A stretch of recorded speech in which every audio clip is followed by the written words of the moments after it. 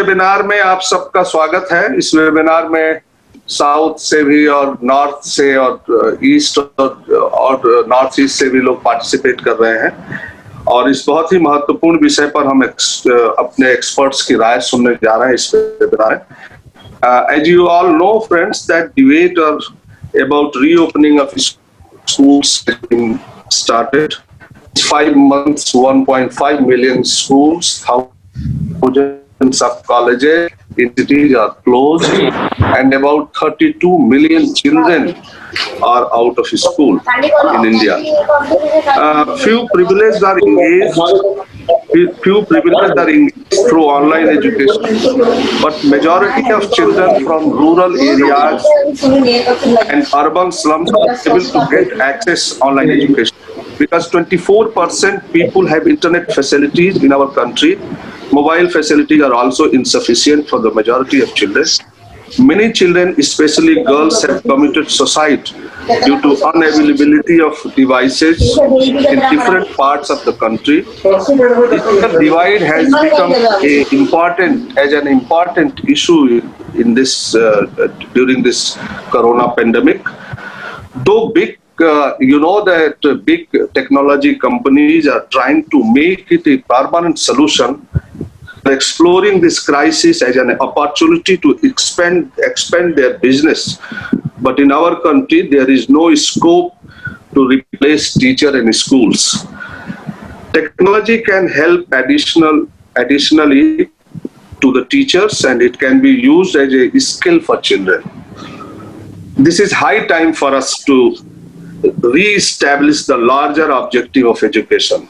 The role of education for socializing children, build equity in a society, establish principle of social justice, egalitarian values as enshrined in the Constitution, and use of education as a transformative tool. And you know that issue of reopening of schools is very hectic today. There are many opinions, difference in opinions. Some people are saying that cases of corona is increasing and coming months are very alarming. Our health system is still not appropriate to respond. So how can we allow millions of our children to go to school? We have no wash facilities in half of schools, as it is dangerous to start schools without ensuring the safety and security measures.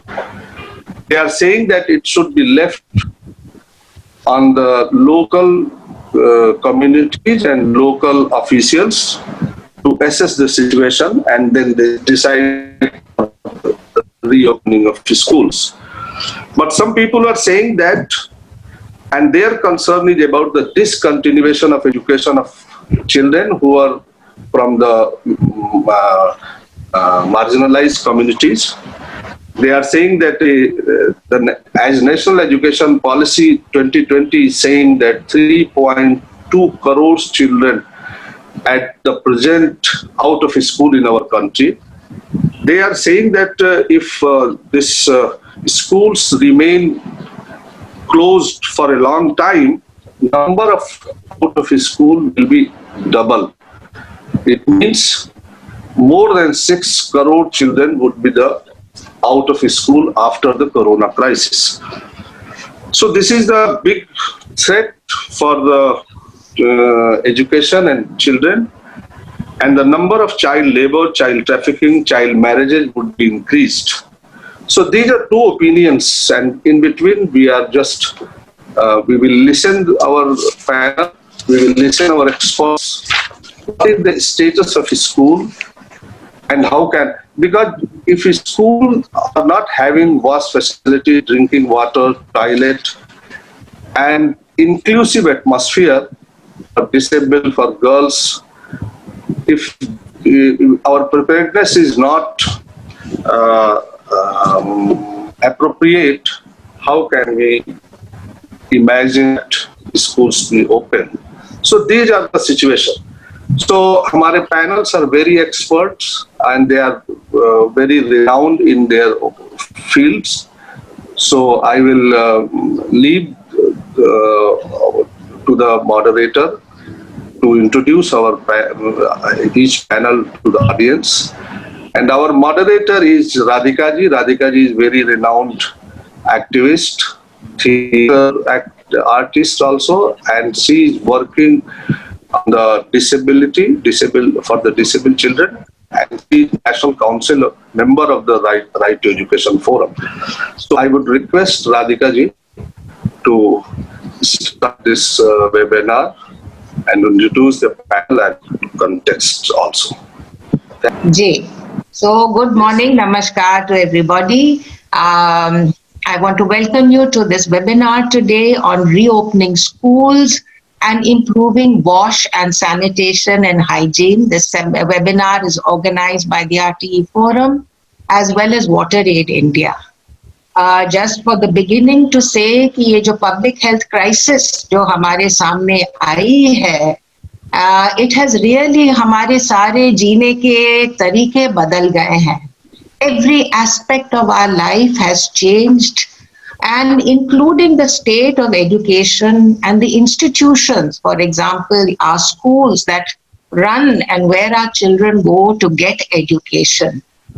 It has left us grappling. बहुत सारे प्रश्न हमारे आज सामने हैं. शिक्षा क्या है, कैसे होनी चाहिए.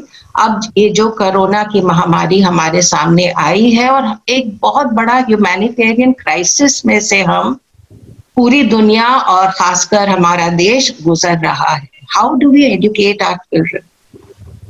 कहा जा रहा है कि this COVID-19 crisis is going to affect a whole generation of children, और आगे जाके we will find the effects of it. And in this, the most vulnerable child will get affected the most, और वो तो हमें दिख ही रहा है. अभी हमारे सामने एक लंबा स्ट्रगल है री-एनविजन करना कि कैसे शिक्षा होनी चाहिए, क्या होना चाहिए. और इस महामारी के में one of the things that has come out very strongly in our reimagining is the wash facilities. Because this is a public health crisis, it has brought to fore this very important area of sanitation, water, toilets being available, hygiene, and the infrastructure in our schools. और आपको पता है that we don't have the best track records in these areas. हमारा बड़ा challenge है to find the local solutions, but also to keep our standards, and also to keep the right to education of all the diverse groups of children that are there in our country. या तो आज जैसे अमरीश जी ने कहा बहुत बड़ा debate हो रहा है. मैं ये कहना चाहती हूँ चाहे आज खुले या कल खुले schools, हमें अब ready होना है. हमें ready होना, there has to be a sense of urgency. And today we will be discussing what are some of the issues and what are some of the solutions in the area of WASH. So the first speaker that I would like to invite is Dr. Arundhati Muralidharan. She is the Manager Policy of WaterAid India. She will give us a presentation. वो हमारी शुरुआत करेंगी कि status of WASH in schools है क्या, and then we will take it from there. So Arundhati, Dr. Arundhati Muralidharan. Discuss कर रहे हैं.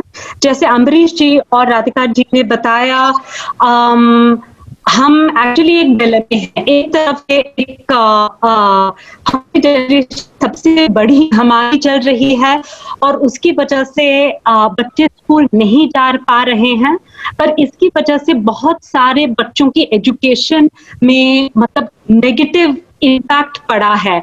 और हमें एक्चुअली एक बहुत इंपॉर्टेंट डिसीजन लेना पड़ रहा है कि हमें स्कूल्स को रीओपन करना चाहिए, खास करके गवर्नमेंट स्कूल्स, ताकि जिन बच्चों के पास access to education, access to digital means of communication with teachers, ये सब नहीं है, वो अपना एजुकेशन कंटिन्यू कर सकते हैं.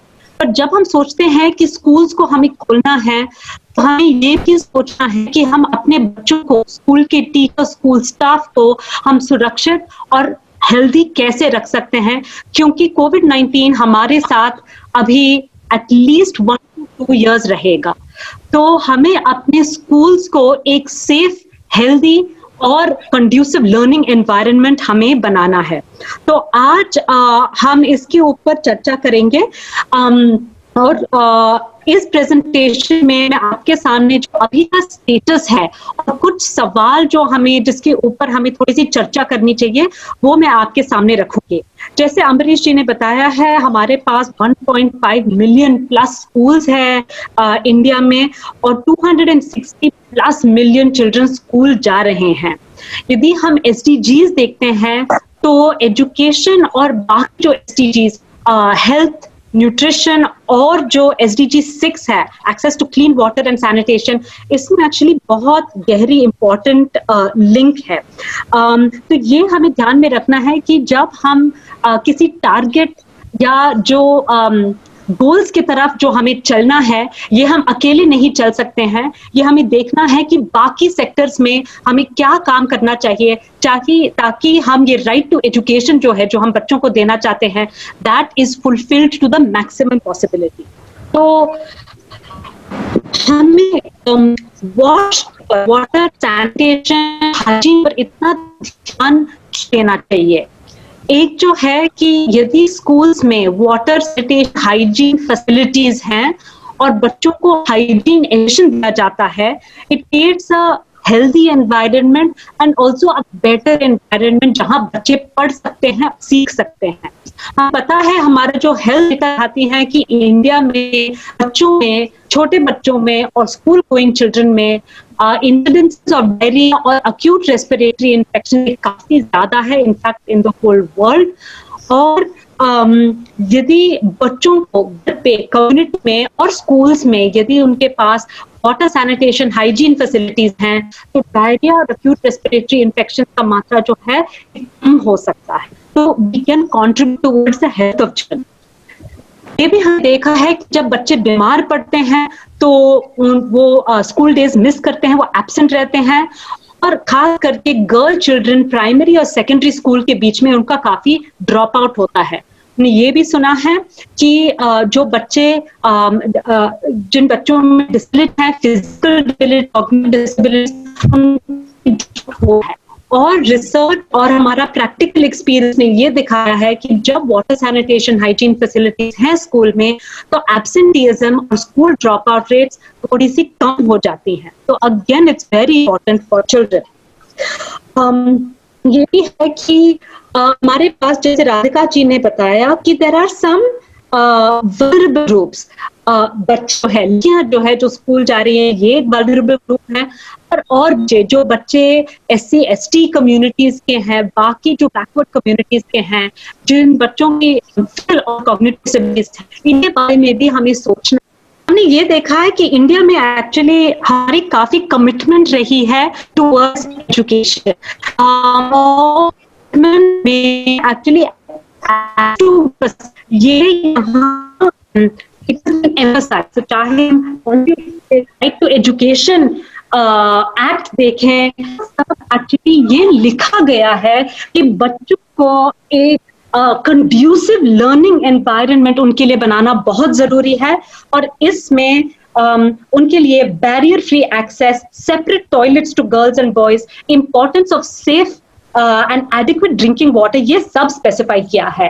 तो ये हमारे लिए एक्चुअली एक नया मुद्दा नहीं है कि सिर्फ एजुकेशन देना नहीं है, पर बच्चों के लिए एक हेल्दी लर्निंग एनवायरनमेंट भी हमें क्रिएट करना है। हमने ये भी देखा कि ये सिर्फ कमिटमेंट के लेवल पे नहीं हुआ है, पर जो भी प्रोग्राम्स और पॉलिसीज आए हैं हमारे देश में, इस सब में वाटर, सैनिटेशन, हाइजीन लिखा गया है। सर्व शिक्षा अभियान में है, मिड डे मील स्कीम में है, RMSA में है, कस्तूरबा गांधी बालिका विद्यालय में भी इसका मेंशन किया गया है।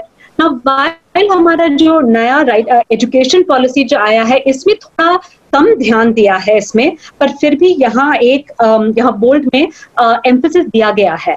और इसमें मैं एक और पॉइंट जोड़ दूंगी कि एजुकेशन पॉलिसी में ये कंसिडरेशन भी आया है कि चाहे शायद से ये जो हमारा प्री स्कूल एजुकेशन है, जो अभी इस वक्त आंगनबाड़ी के थ्रू जारी है, ये भी अभी फॉर्मल स्कूलिंग सिस्टम के नीचे आएगा। And this becomes very critical, क्योंकि छोटे बच्चे जो हैं 0 to 6 years is a very critical development period, बच्चों के लिए। और यदि 3 से 6 साल के बच्चे अभी स्कूल सिस्टम में आ जाएंगे, it's very important for us to figure out कि उनके लिए एक सेफ और हेल्थ प्रमोटिंग एनवायरनमेंट हम कैसे क्रिएट कर सकते हैं, और इसमें भी वॉश का रोल होता है।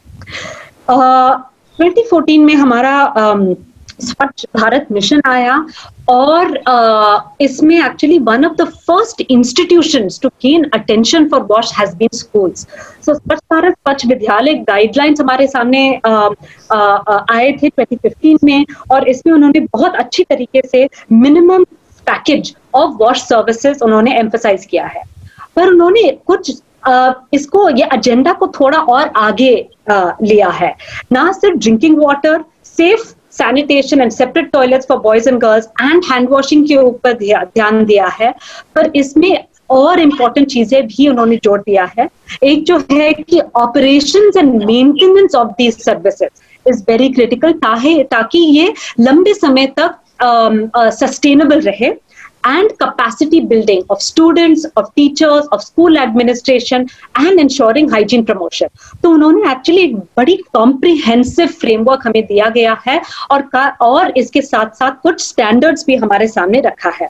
तो यहाँ कुछ स्टैंडर्ड्स हैं, मैं बहुत जल्दी से यहाँ जाऊंगी, because this is very important for us to keep in mind, खास करके अभी जब हम स्कूल्स को रीओपन करने की सोच रहे हैं। So for sanitation, very importantly, कि separate toilet boys and girls के लिए होना चाहिए, और उन टॉयलेट्स में हैंड वॉशिंग पॉइंट भी होना चाहिए। और ये स्टैंडर्ड या नॉर्म रखा गया है कि 1 यूनिट फॉर 40 बॉयज या 40 गर्ल्स, एंड इस यूनिट में we are looking at 1 toilet and 3 urinals, क्योंकि खास करके हम देखते हैं वाटर का ये एक्सपीरियंस रहा है, एंड डॉक्टर सीताराम और डॉक्टर प्रतिभा भी इस पे ऐड कर सकते हैं कि बच्चे tend to use urinals more for urination. तो बॉयज एंड गर्ल्स टॉयलेट में 3 urinals plus 1 toilet that they can use for defecation purposes, तो ये जरूरी होना है।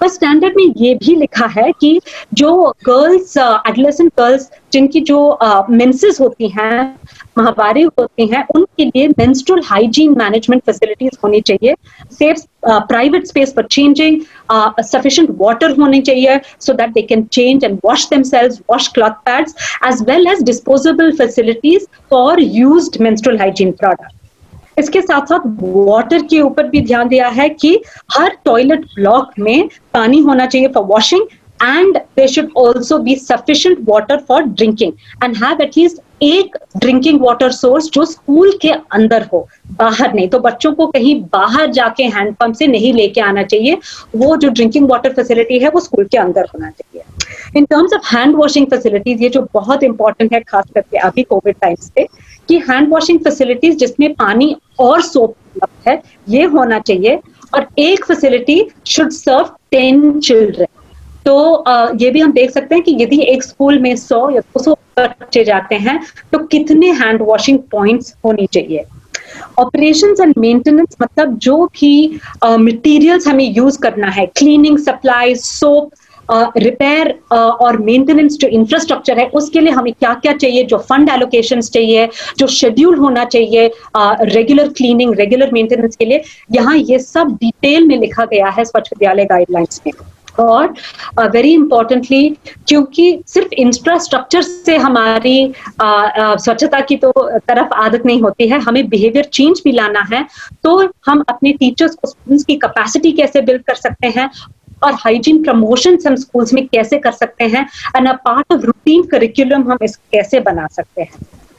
बट ये सवाल हमारे सामने है कि क्या हम इन स्टैंडर्ड्स को मीट कर रहे हैं। ये photograph actually is very important. ये एक स्कूल में लिया गया है लास्ट ईयर के अक्टूबर का पिक्चर है, और ये स्कूल एक मेजर स्टेट की कैपिटल सिटी से 1 घंटा दूर ही है।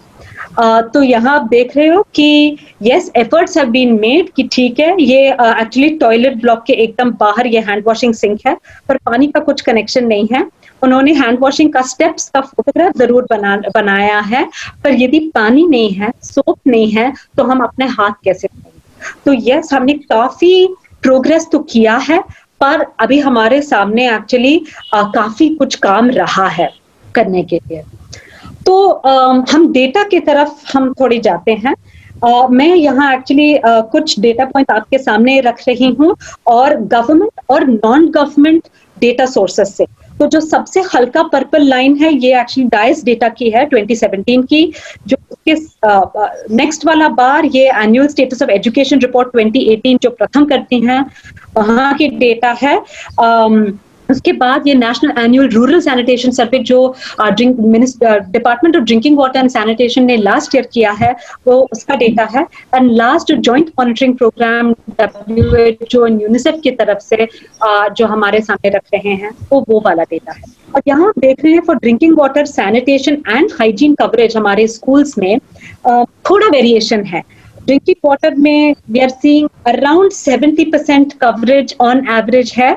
सैनिटेशन में बाकी सर्वेज हमें 70 to 80% कवरेज दिखा रही है। नर्स हमें काफी अच्छी कवरेज दिखा रही है, ऑलमोस्ट 98+%। पर जो फंक्शनैलिटी की बात आती है यहाँ हम कुछ गैप्स देख रहे हैं। और वेरी वरीइंगली पानी एटलीस्ट 70-75% स्कूल्स में है, सैनिटेशन एटलीस्ट 70-75% स्कूल्स में है, पर जो हाइजीन की जो फैसिलिटीज हैं ये एक्चुअली दिखा रही है कि जो हैंड वॉशिंग फैसिलिटीज हैं, फंक्शनल हैंड वॉशिंग फैसिलिटीज जहाँ पानी भी है, सोप भी है, ये एक्चुअली बहुत कम है हमारे स्कूल्स में। तो हमारे सामने कुछ इम्पोर्टेंट मतलब सवाल हमें अपने आप को पूछना है कि पानी है पर is it available in sufficient quantities and क्या इसकी क्वालिटी भी ठीक है। यदि हम हैंड वॉशिंग फैसिलिटीज के बारे में कि ये भी सोचना है कि हैंड वॉशिंग फैसिलिटीज होनी चाहिए पर पानी और सोप भी होना चाहिए। एंड सबसे बड़ी issue I think in front of us की क्या ये फैसिलिटीज जो हैं इंक्लूसिव हैं and responsive to the needs of all the children, जैसे राधिका जी ने बताया, girls, children with disabilities, children from marginalized and vulnerable homes, क्या उनके लिए accessible है क्या? एंड वेरी इंपॉर्टेंटली क्योंकि हमें स्वच्छ विद्यालय गाइडलाइंस ने ऑपरेशंस और मेंटेनेंस के बारे में उसके ऊपर ध्यान दिया है, हमें ये भी देखना है कि इसके ऊपर ध्यान देना बहुत जरूरी है क्योंकि हम इंफ्रास्ट्रक्चर तो लगा सकते हैं, ये काफी आसान हो सकता है, पर इसका मेंटेन करना ताकि वो बच्चों को ये बेनिफिट कंटिन्यूअसली मिले, ये एक्चुअली काफी चैलेंजिंग होता है। एंड लास्टली की हाइजीन प्रमोशन करना स्कूल्स में ताकि बच्चे टॉयलेट का इस्तेमाल करें, पानी को ठीक से हैंडल करें, अपना हाथ धोएं खाना खाने से पहले और शौचालय का इस्तेमाल करने के बाद, ये बहुत जरूरी है। कोविड-19 के बारे में तो कोविड-19 जब आया था तो कुछ चीजें actually we responded in emergency fashion क्योंकि सडनली हमें लगा कि बहुत सारे लोग अफेक्ट हो सकते हैं, पर अभी हम कुछ महीने से हम और गहरी तरीके से हम समझ रहे हैं कि ये बीमारी कैसी फैलती है, इसकी सिम्टम्स कैसे हो सकती है, इसकी लॉन्ग टर्म इम्पैक्ट कैसे होती है। तो इसलिए हमें जब बच्चे स्कूल वापस जाएंगे हमें और ध्यान रखनी होगी कि हम अपने बच्चों को हम कैसे प्रोटेक्ट कर सकते हैं। कोविड-19 इज एन इन्फेक्शियस डिजीज, पर ये बाकी जो कोरोना वायरसेस है ये इससे थोड़ा सा अलग है क्योंकि इसके लॉन्ग लास्टिंग इम्पैक्ट्स एंड जो रैपिड तरीके से ये स्प्रेड होती है, ये बाकी कोरोना वायरसेस इतनी रैपिडली स्प्रेड नहीं होती है। ये भी ध्यान में हमें रखना है कि कोविड-19 स्प्रेड्स इन 2 ways। एक जो है कि रेस्पिरेटरी रूट जब हम खांसते हैं, छींकते हैं, और कॉन्टैक्ट ट्रांसमिशन कि हमारे हाथों में वायरस है जो इन्फेक्टेड है और हम चीजों को छूते हैं और वहां से ये कॉन्टैक्ट रूट से बाकी लोगों को भी हो सकता है। स्कूल्स ऐसी जगह है जहां बच्चे मतलब क्लोज क्वार्टर्स में रहते हैं, lots of common surfaces, common objects को वो छूते हैं, चाहे वो ब्लैक बोर्ड हो, टेबल हो, चेयर्स हो, टॉयलेट्स हो, जहां वो अपना मिड डे मील खाते हैं उस जगह हो। So we have a lot of opportunity for virus spread. ये भी हमें पता है कि बहुत सारे स्कूल्स काफी स्टेट्स में, ओडिशा में, यूपी में, मध्य प्रदेश में, बाकी स्टेट्स में they have served as quarantine facilities, खास करके जो अप्रैल, मई, जून, जुलाई के महीनों में। तो there is a risk of schools being hotspots for infections और इसको हमें ध्यान में रखना है। And ensuring wash facilities in schools can help us cut these routes of transmission. तो स्कूल्स में हमें hand washing with soap promote करना है। वी मस्ट प्रमोट कि ये जो रेस्पिरेटरी हाइजीन है, चाहे ये मास्क यूज है as well as other kinds of hygiene की जब हम छींकते हैं खांसते हैं तो क्या करना चाहिए बच्चों को, ये प्रमोट करना बच्चों में और बाकी जो स्कूल स्टाफ में, इंश्योरिंग कि कॉमन सर्फेसेस स्कूल्स में इनका regular daily and multiple times a day का क्लीनिंग एंड डिसइंफेक्शन हो। एंड क्योंकि स्कूल्स में मील सर्व होते हैं तो हाउ कैन वी इंश्योर कि जो भी मील्स होते हैं उनके सेफ्टी प्रिकॉशन से इनका प्रिपरेशन होता है, सर्विंग होता है, तो ये भी इसके ऊपर भी हमें ध्यान देना है। End of course hygiene promotion. मैं हमारा एसेंशियल आस्क क्या होना चाहिए, द वेरी बेसिक मिनिमम। ये इंडिकेटर्स जो है ये हमारे स्वच्छ विद्यालय पुरस्कार में इंक्लूड किए गए हैं, इसमें प्रतिभा जी और बता सकते हैं। But at the very basic minimum हमें ये इंश्योर करना है कि हमारे स्कूल्स में we must have access to safe reliable drinking water and toilet के लिए पानी होना चाहिए ताकि फ्लशिंग और साफ सफाई हो सकती है। टॉयलेट्स में सेपरेट फंक्शनल टॉयलेट्स होना चाहिए for boys and girls, separate urinals होना चाहिए for boys and girls, and एक टॉयलेट फैसिलिटी जो फंक्शनल है specially for children with special needs as well as teaching staff and other school staff. Hand washing facilities जहां toilets है उसके पास होना चाहिए और जहां meals mid day meal serve होते हैं वहां भी होना चाहिए। ऑपरेशंस एंड मेंटेनेंस के लिए भी इसके ऊपर भी हमें ध्यान देना चाहिए कि safe disposal of liquid solid and liquid waste कैसे हो सकता है, एंड स्कूल का रेगुलर क्लीनिंग मेंटेनेंस, इसमें हमें डिसइंफेक्शन भी जोड़ना है, ये कैसे हो सकता है, एंड हम अपने स्कूल स्टाफ का कैपेसिटी बिल्डिंग और हाइजीन प्रमोशन कोविड लेंस से हम कैसे कर सकते हैं। ये अंजलि जी इसके ऊपर और ध्यान देगी जब वो बताएंगी, पर कुछ स्पेशल ग्रुप्स है जिनके ऊपर हमें और अटेंशन देना है। हमें पता है कि चाहे प्राइमरी स्कूल अभी कुछ महीनों तक खुलेगी नहीं, पर जब खुलेगी तो छोटे बच्चे जो हैं जो 6-10 इयर्स के हैं इनको थोड़ा और प्रोटेक्ट करने की जरूरत है, because they are vulnerable to lots of different types of infections. Secondly, कुछ बच्चे होते हैं जिनके प्री एग्जिस्टिंग हेल्थ कंडीशंस होते हैं, चाहे एस्थमा हो या बाकी हेल्थ कंडीशंस, और ये भी एक्चुअली कोविड के लिए ये एक थोड़ा सा रिस्क फैक्टर बनता है। फीमेल स्टूडेंट्स, क्योंकि इनके ऊपर ध्यान देना है ताकि उनका एब्सेंटीजम ड्रॉप आउट रेट्स नहीं होता। हमें पता है कि बहुत सारे फीमेल स्टूडेंट्स घर की रिस्पॉन्सिबिलिटीज भी उठाती हैं, तो क्योंकि जैसे कि वो वाटर कलेक्शन के लिए जाती हैं उससे उनका रिस्क बढ़ सकता है, बाकी हाउस होल्ड चोर्स के लिए बाहर भी जा सकती हैं, इससे उनकी कोविड का रिस्क बढ़ सकता है। So we have to make sure that we are protecting these children and not creating additional risks in school as well.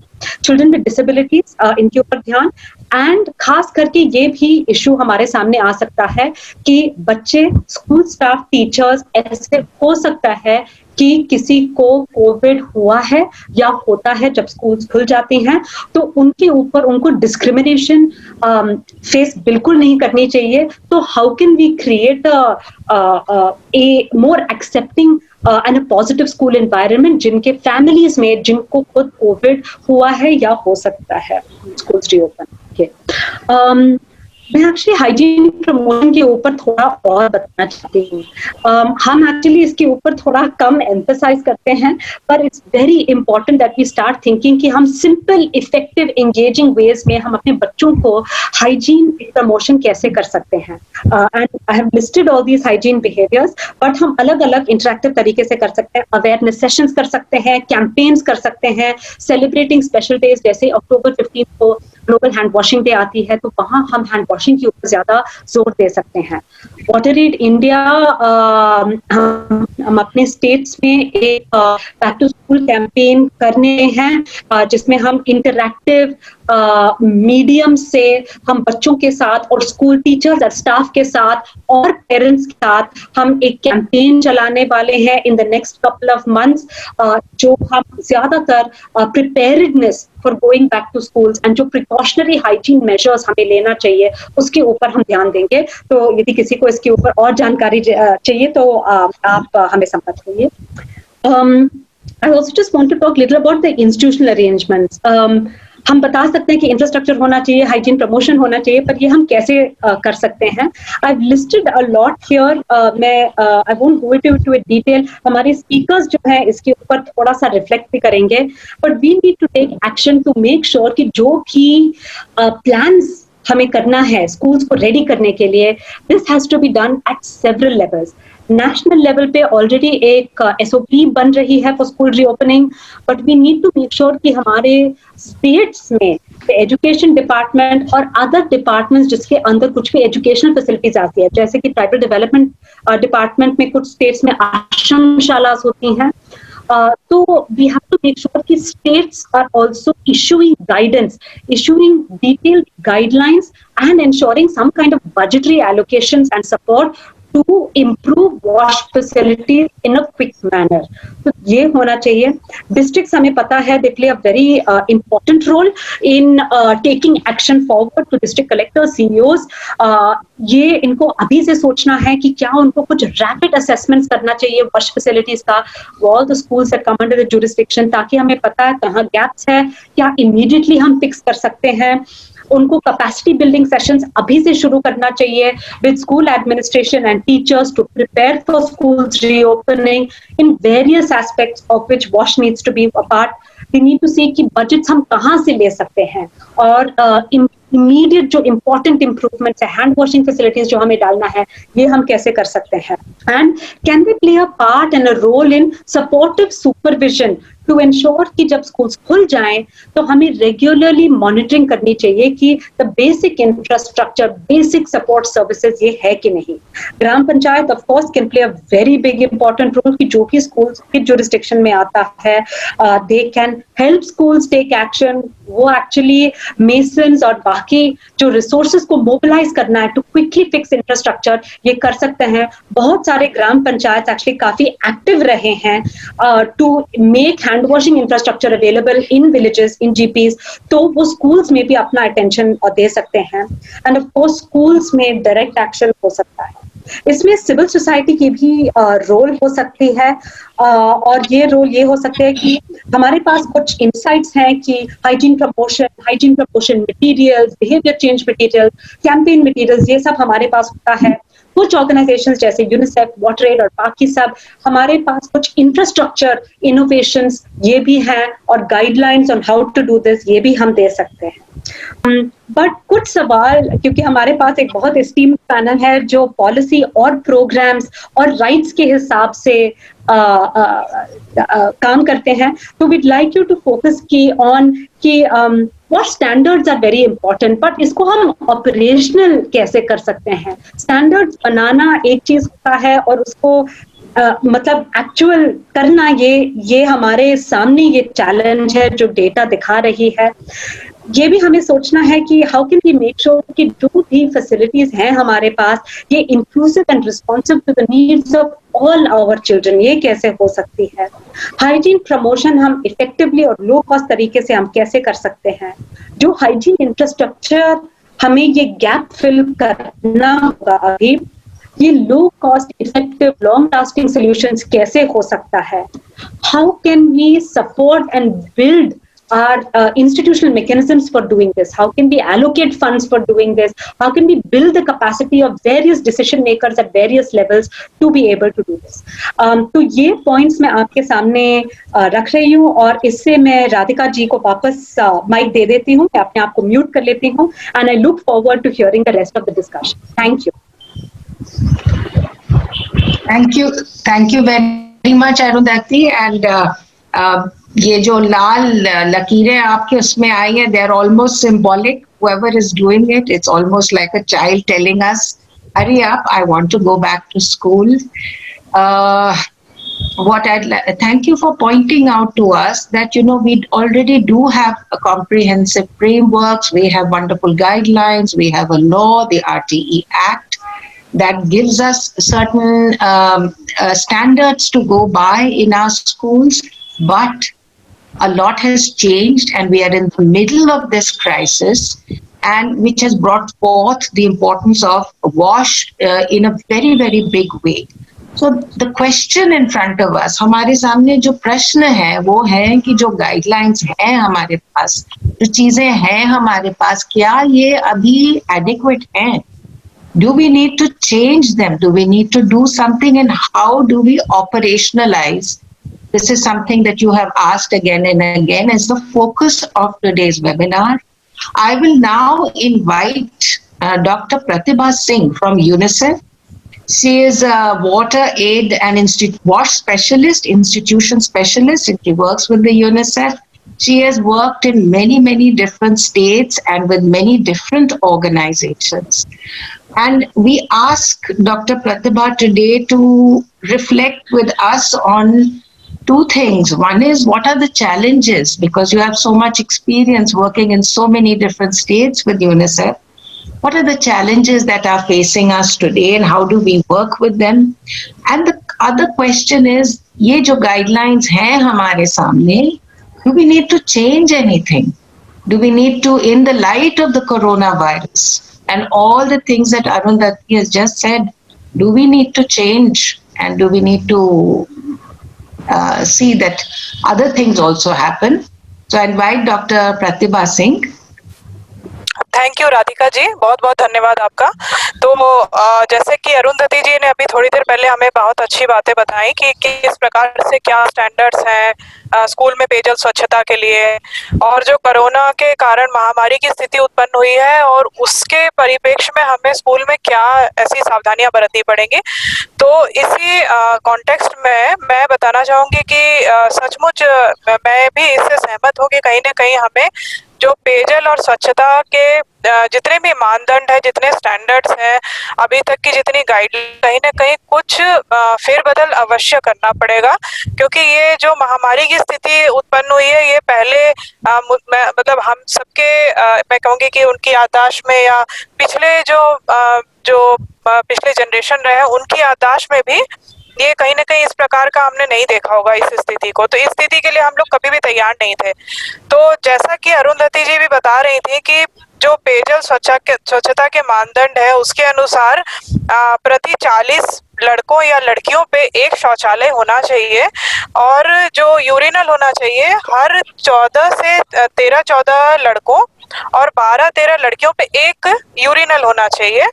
और पेयजल की जो सुविधा होनी चाहिए कि वो लगभग जो है स्कूल में 50 बच्चों पे एक ड्रिंकिंग वाटर का पॉइंट होना चाहिए, पानी पीने का स्रोत चाहिए। परंतु जैसा कि कोरोना के समय में हम सबने देखा है कि कोरोना के कारण हमें कहीं ना कहीं फिजिकल डिस्टेंसिंग मेंटेन करनी पड़ रही है। सामान्य दूरी एक व्यक्ति को दूसरी व्यक्ति से बना के रखनी है, जो कि कहा जा रहा है 6 फीट की दूरी कम से कम हो, या जैसा कि टैगलाइन आप सभी सुन रहे होंगे 2 गज की दूरी है जरूरी। तो 2 गज की दूरी हमें कहीं ना कहीं जो पेयजल और स्वच्छता के साधन है उनमें भी 2 बच्चों के बीच में, यदि टीचर हैं शिक्षक हैं तो टीचरों के बीच में, ये सभी के बीच में 2 गज की दूरी मेंटेन करनी पड़ेगी हमें कहीं ना कहीं।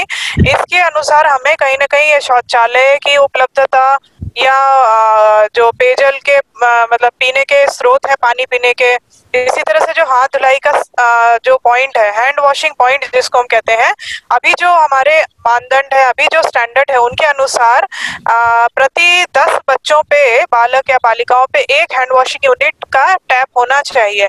लेकिन कोरोना के परिप्रेक्ष्य में ये कहीं ना कहीं हमें बढ़ाना पड़ेगा, हाथ धुलाई की सुविधा जो है उसको कहीं ना कहीं बढ़ाना पड़ेगा। और इसी तरह से साबुन की उपलब्धता जो है स्कूलों में हाथ धुलाई के लिए, वो भी एक प्रश्न चिन्ह था उस पे, उसको भी हमें कहीं ना कहीं साबुन की उपलब्धता भी बढ़ानी पड़ेगी। अच्छा, कुछ लोगों की रिक्वायरमेंट आ रही है कि मैं इंग्लिश में बोलूं तो थोड़ा मुश्किल होगा, हिंदी में और इंग्लिश में मैं कोशिश करूंगी कि दोनों भाषाओं में कैसे मैं बोल सकती हूँ। इसी तरह से जो हमारे मानदंड है उसके अनुसार जो पीने का पानी होना चाहिए, प्रति बच्चे के ऊपर 1.5 लीटर पानी की उपलब्धता होनी चाहिए। लेकिन क्या 1.5 लीटर पानी प्रतिदिन समुचित है, क्या पर्याप्त है हाथ धुलाई के लिए भी और बाकी स्कूल की साफ सफाई रख रखाव के लिए भी? तो ये कहीं ना कहीं हमें सोच विचार करना पड़ेगा। तो इसके लिए जो शिक्षा मंत्रालय है और जो राज्य स्तर पे शिक्षा विभाग है वहाँ चर्चा चल रही है और इसमें कहा जा रहा है कि जब स्कूलों में ध्यान किए जाएंगे फिजिकल डिस्टेंसिंग के लिए, जब कोरोना के मतलब हो सकता है आने वाले कुछ 20-30 दिनों में, या हो सकता है उसके बाद 2 महीने के बाद कभी न कभी तो स्कूल खुलना मतलब अवश्य भावी है, इनएविटेबल है, ठीक है। तो जब उसकी इनएविटेबिलिटी है तो हमें कहीं ना कहीं तैयारी भी उस प्रकार रखनी पड़ेगी।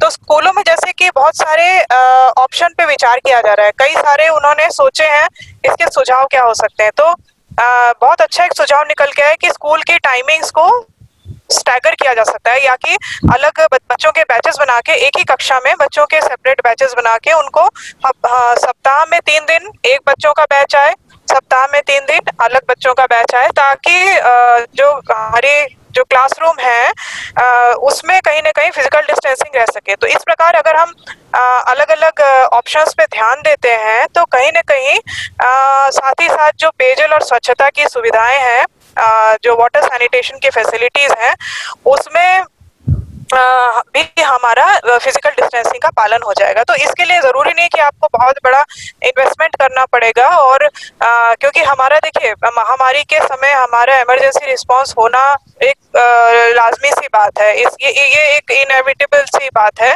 कि हमें कहीं ना कहीं इमरजेंसी मोड में भी सोचना पड़ेगा। तो एकदम से तो पॉसिबल नहीं है किसी के लिए भी कि हम स्टैंडर्ड्स, नॉर्म्स और गाइडलाइन को हम तुरंत रिवाइज कर दें।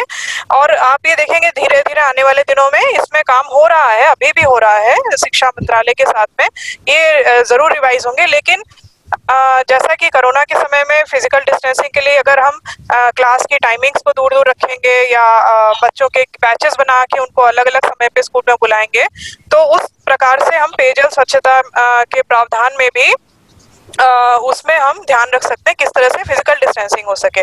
दूसरा, जो राधिका जी ने मेरे से एक प्रश्न किया था, क्या चैलेंजेस हैं पेयजल स्वच्छता के परिप्रेक्ष्य में, तो मैं आपको बताना चाहूंगी, अरुंधति जी ने बहुत अच्छा एक ग्राफ दिखाया था, उसमें आप लोग ने देखा होगा पेयजल स्वच्छता की सुविधाएं बहुत सुधर गई हैं। और मैं तो बहुत धन्यवाद देना चाहूंगी जो राइट टू एजुकेशन फोरम का कार्य रहा है, जो शिक्षा का मौलिक अधिकार जब हमारे देश में प्रस्तावित हुआ, जब ये लागू हुआ है, तब बहुत बड़ा चेंज हमने देखा, बहुत बड़ा बदलाव देखा पेयजल और स्वच्छता की सुविधाओं में।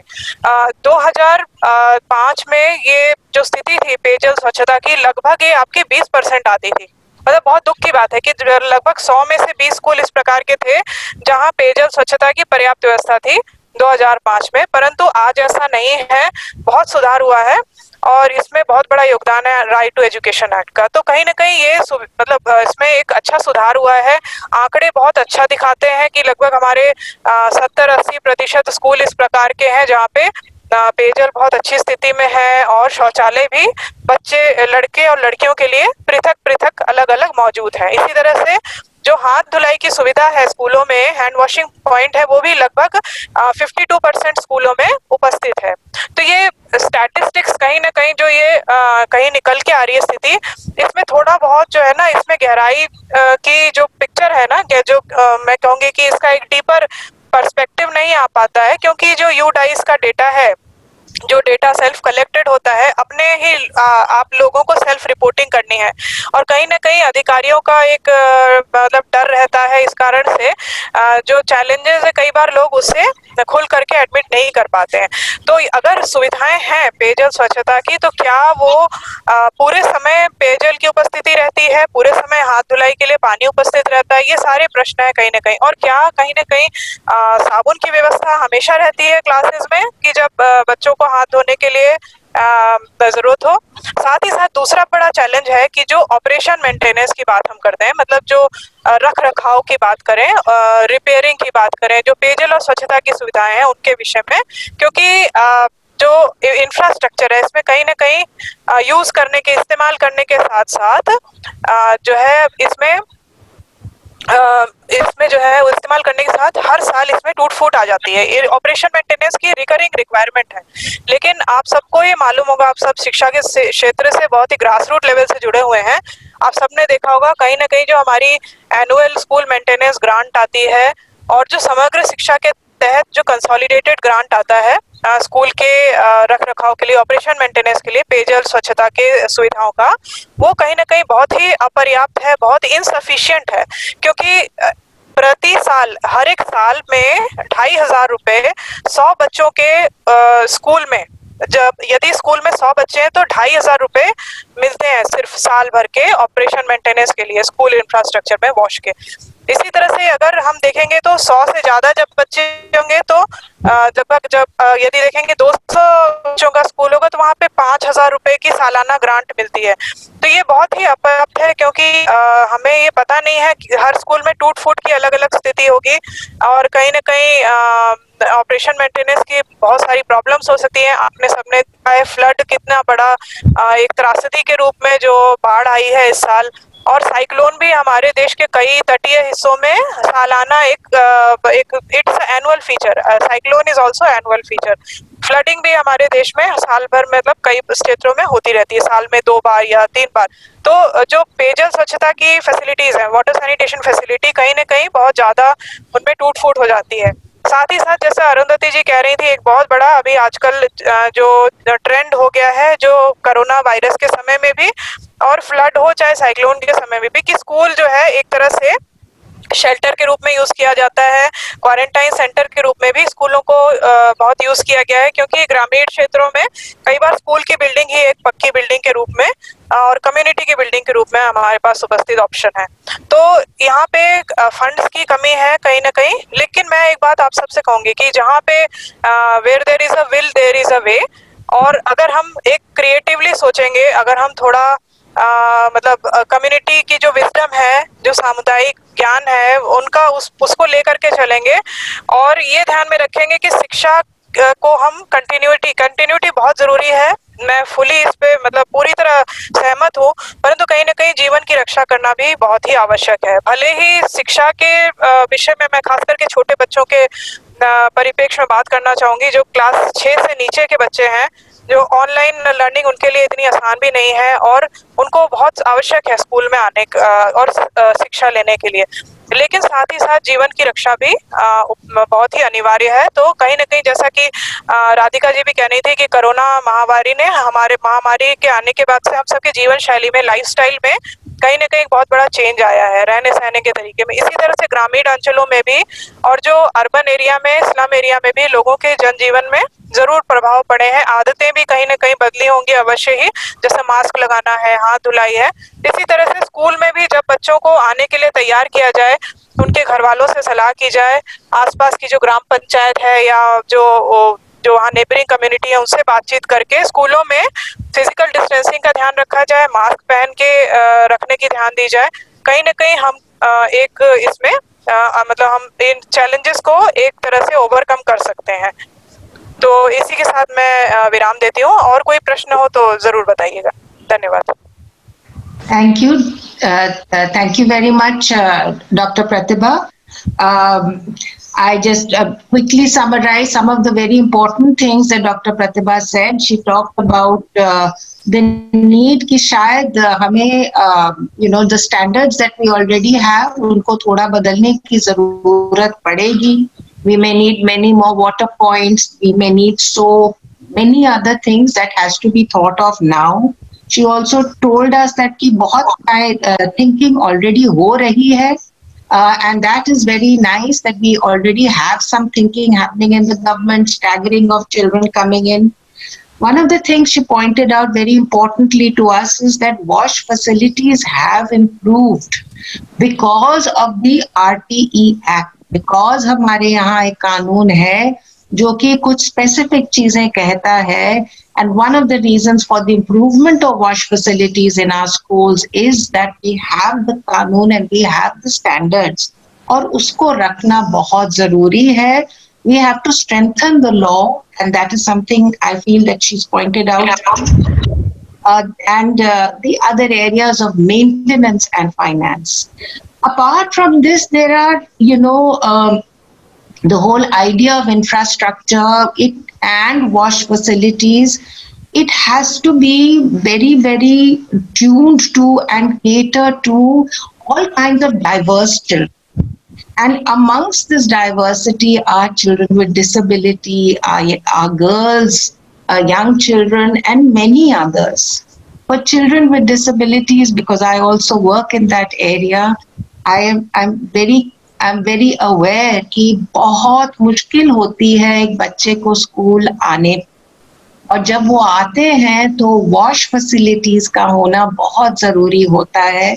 और कई बच्चे children with disabilities drop out हो जाते हैं because that is not available to them, or because the support structures are not available to them, or the schools are not accessible to them. So in order to discuss this very important, क्योंकि जब हम आज सोच रहे हैं, we have to think of every child. And for the child with disabilities, for girls, there are some specific requirements that we must think of. To discuss that, I'm going to invite Dr. Anjali Agarwal. Dr. Anjali Agarwal is a well-known disability rights advocate. She is the founder of an organization called Samarthyam.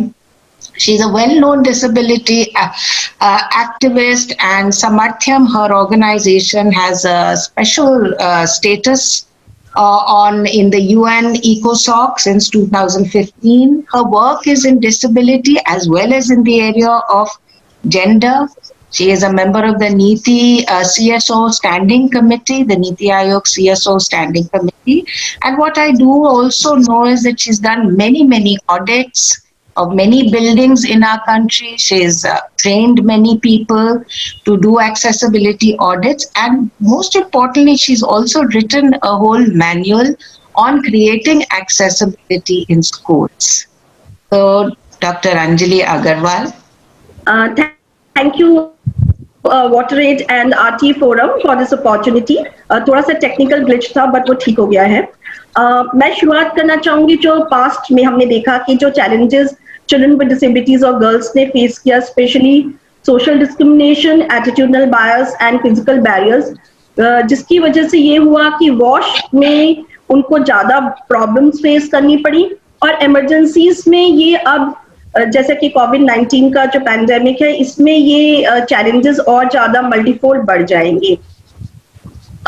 In the last few years Samarthyam मेरी organisation ने करीबन 600 schools का access audit किया था 16 states के अंदर, and we found that there are lot of problems that persist wash को लेके।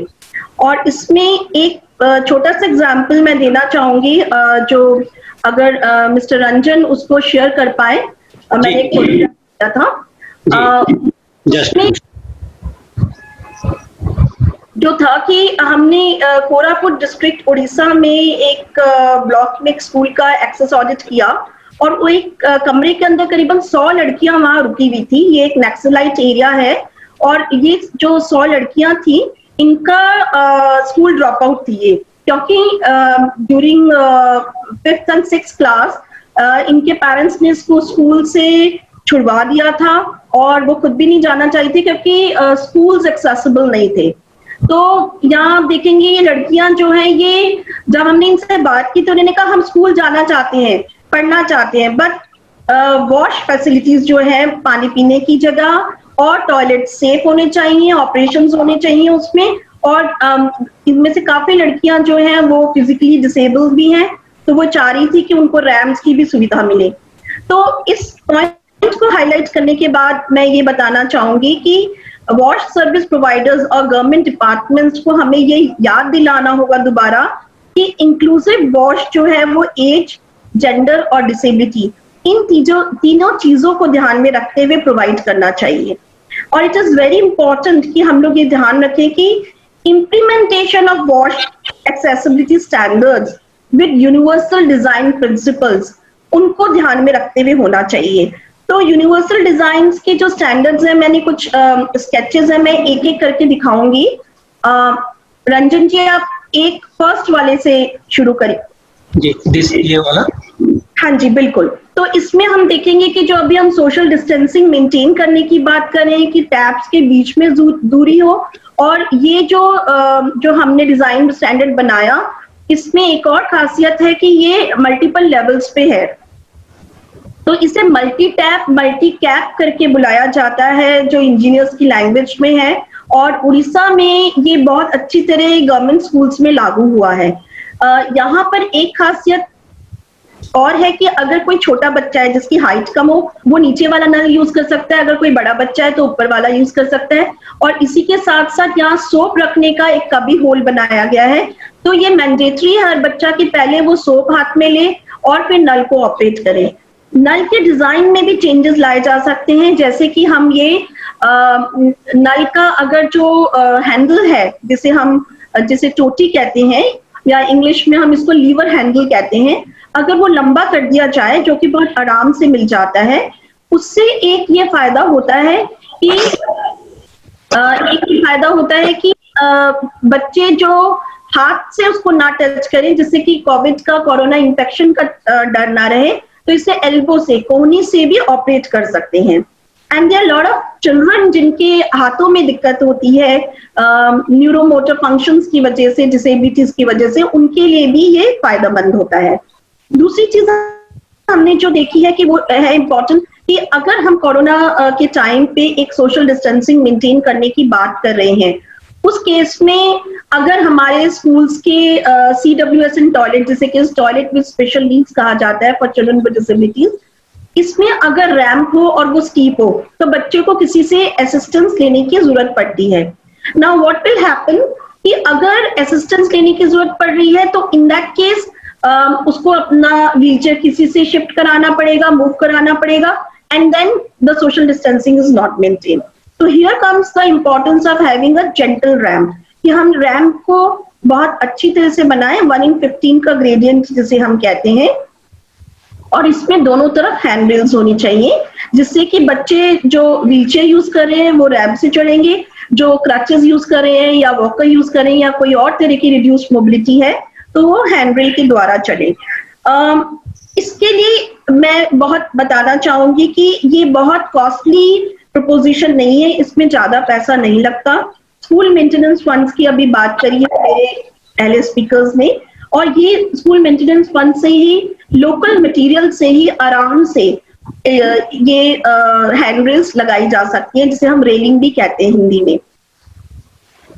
कई बार जब रैंप स्टीप होते हैं, जब बहुत ज्यादा खड़े होते हैं, जैसे कि मैं अपनी लैंग्वेज में रॉकेट लॉन्चर कहती हूँ, वहां से आप समझ सकते हैं कि किसी भी बच्चे को चढ़ना उतरना बहुत मुश्किल हो सकता है।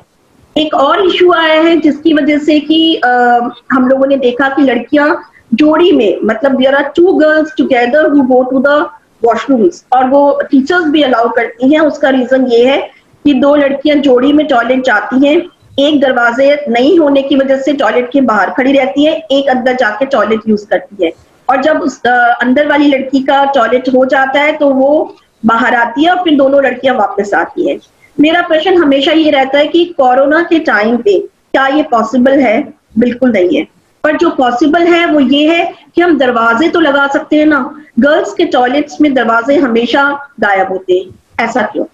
लाइट्स नहीं होती है, पाइप वाटर नहीं है, और इसके अलावा बहुत इंपॉर्टेंट चीज है कि गर्ल्स टॉयलेट में हमें डिस्पोजेबल जो वो नैपकिन्स अपना जो यूज करती हैं उसको डिस्पोज करने के लिए कि क्या हम डस्टबिन या इंसिनरेटर्स नहीं रख सकते।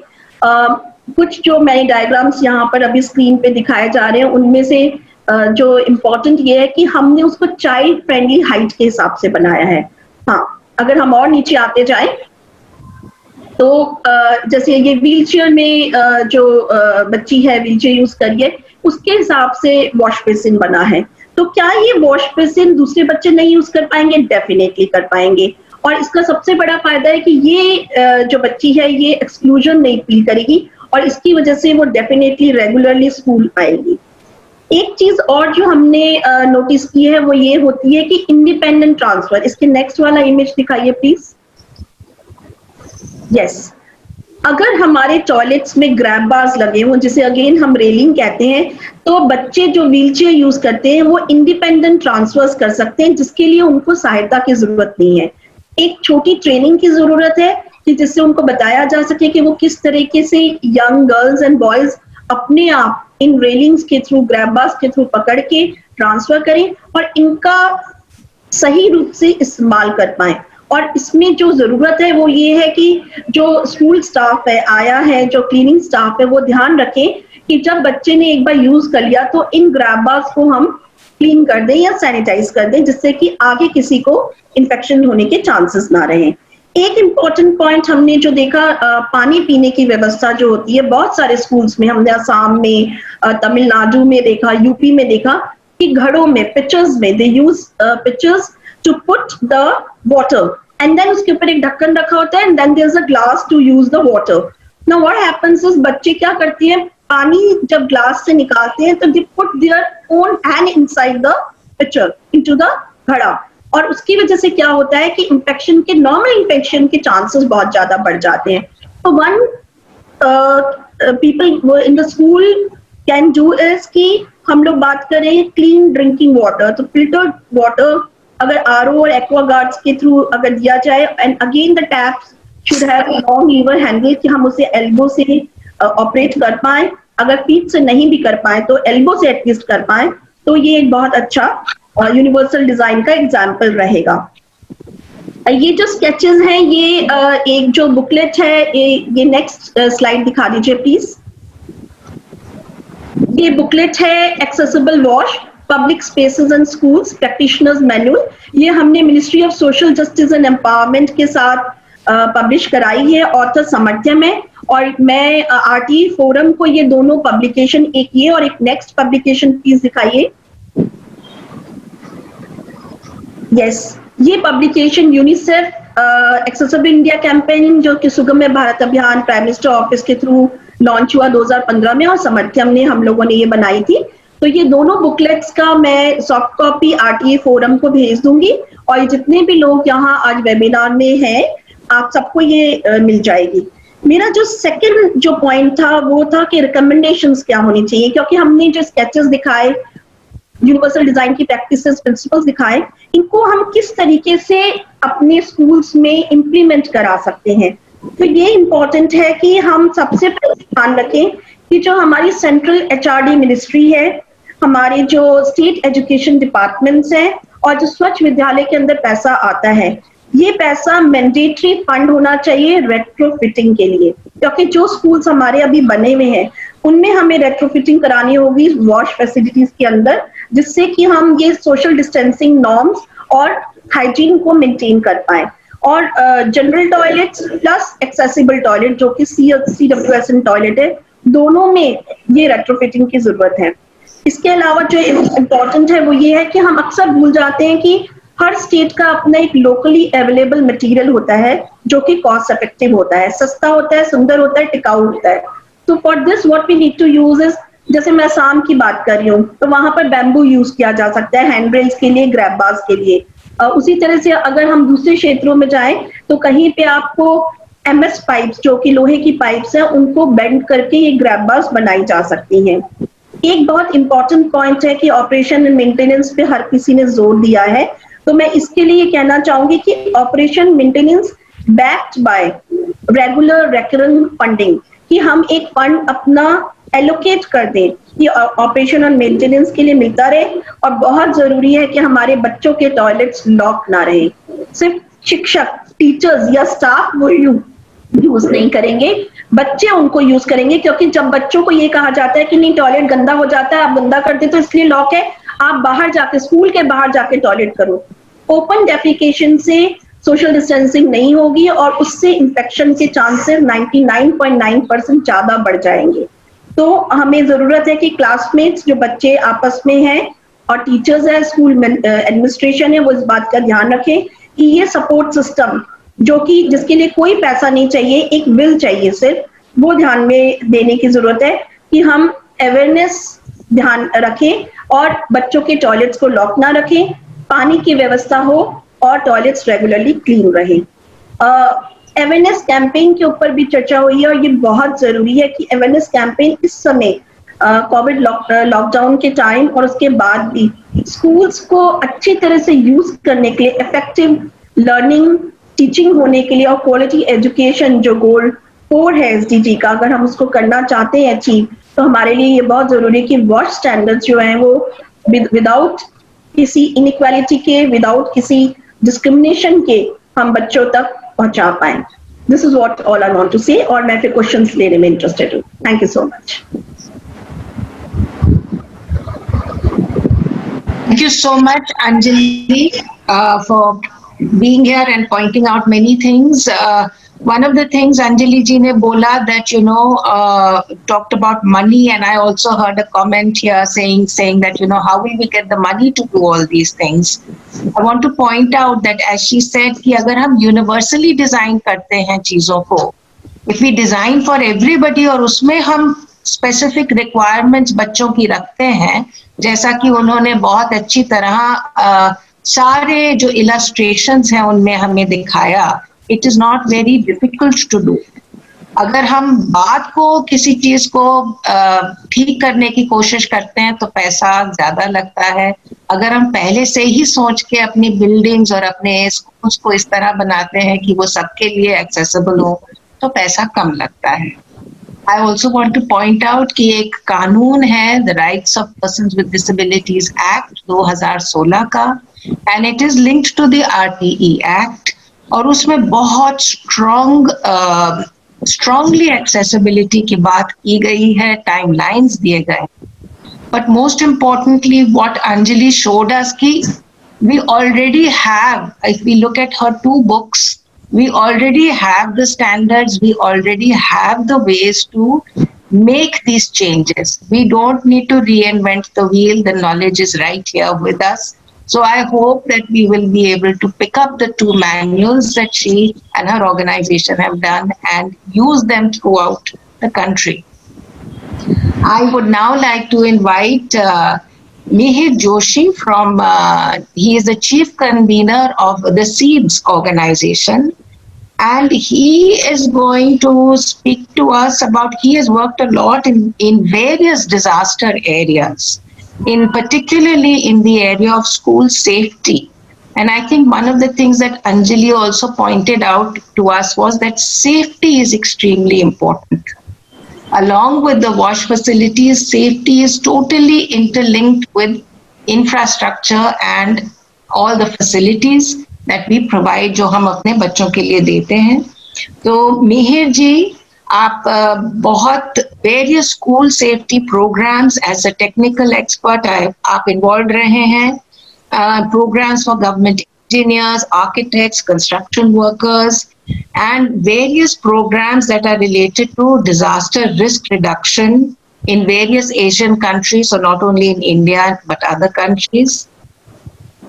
So I will ask now Mihir ji that in the case of emergencies, and we are living in an emergency, what are the basic needs? How do we work with the standards, and what actions should we take to assess the needs that are related to WASH and schools in this particular emergency that we are going through? Thank you. Thank you, Radhika ji. Thanks for the kind introduction. I will try to keep my presentation both in Hindi and English mix because I've seen lots of requests. So Radhika ji, जिस तरीके से हमारे सामने ये चुनौती है, I think हम इसको मतलब 3 तरीके से देख सकते हैं. सबसे पहले तो अगर हम स्टैंडर्ड्स की बात करें तो हमको ये सवाल पूछना पड़ेगा कि क्या हम एक ही स्टैंडर्ड हर जगह एप्लीकेबल कर सकते हैं. बिकॉज जिस तरीके से मतलब हमारा कंट्री है with the various vulnerabilities and challenges, I think हमको स्टैंडर्ड को भी अलग अलग तरीके से देखना पड़ेगा कि किस जगह पे क्या एप्लीकेबल हो सकता है.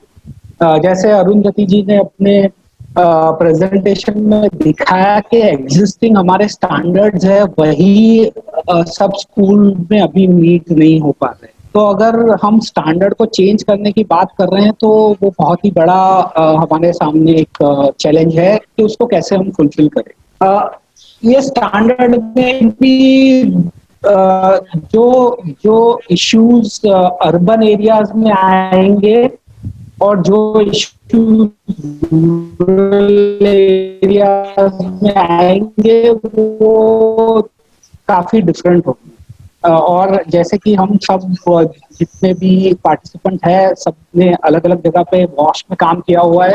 They will agree with me के अर्बन एरियाज में जो सहूलियत मिल सकती है वो शायद आपको रूरल एरियाज में नहीं मिल सकती in terms of skilled power, in terms of availability of various materials, को हम कैसे स्पेसिफाई करते हैं। तो तीसरी जो चीज है वो है कि मतलब हर इमरजेंसी में हमने देखा हुआ है कि जब इमरजेंसी होती है और उसके बाद की जो रिक्वायरमेंट होती है वो नॉर्मल टाइम से कुछ अलग होती है, पर हमने ये भी देखा है कि हर emergency is also an opportunity के एजेंसी के दौरान अगर उसको एज अ मूवमेंट लेके उस पर काम करें तो हम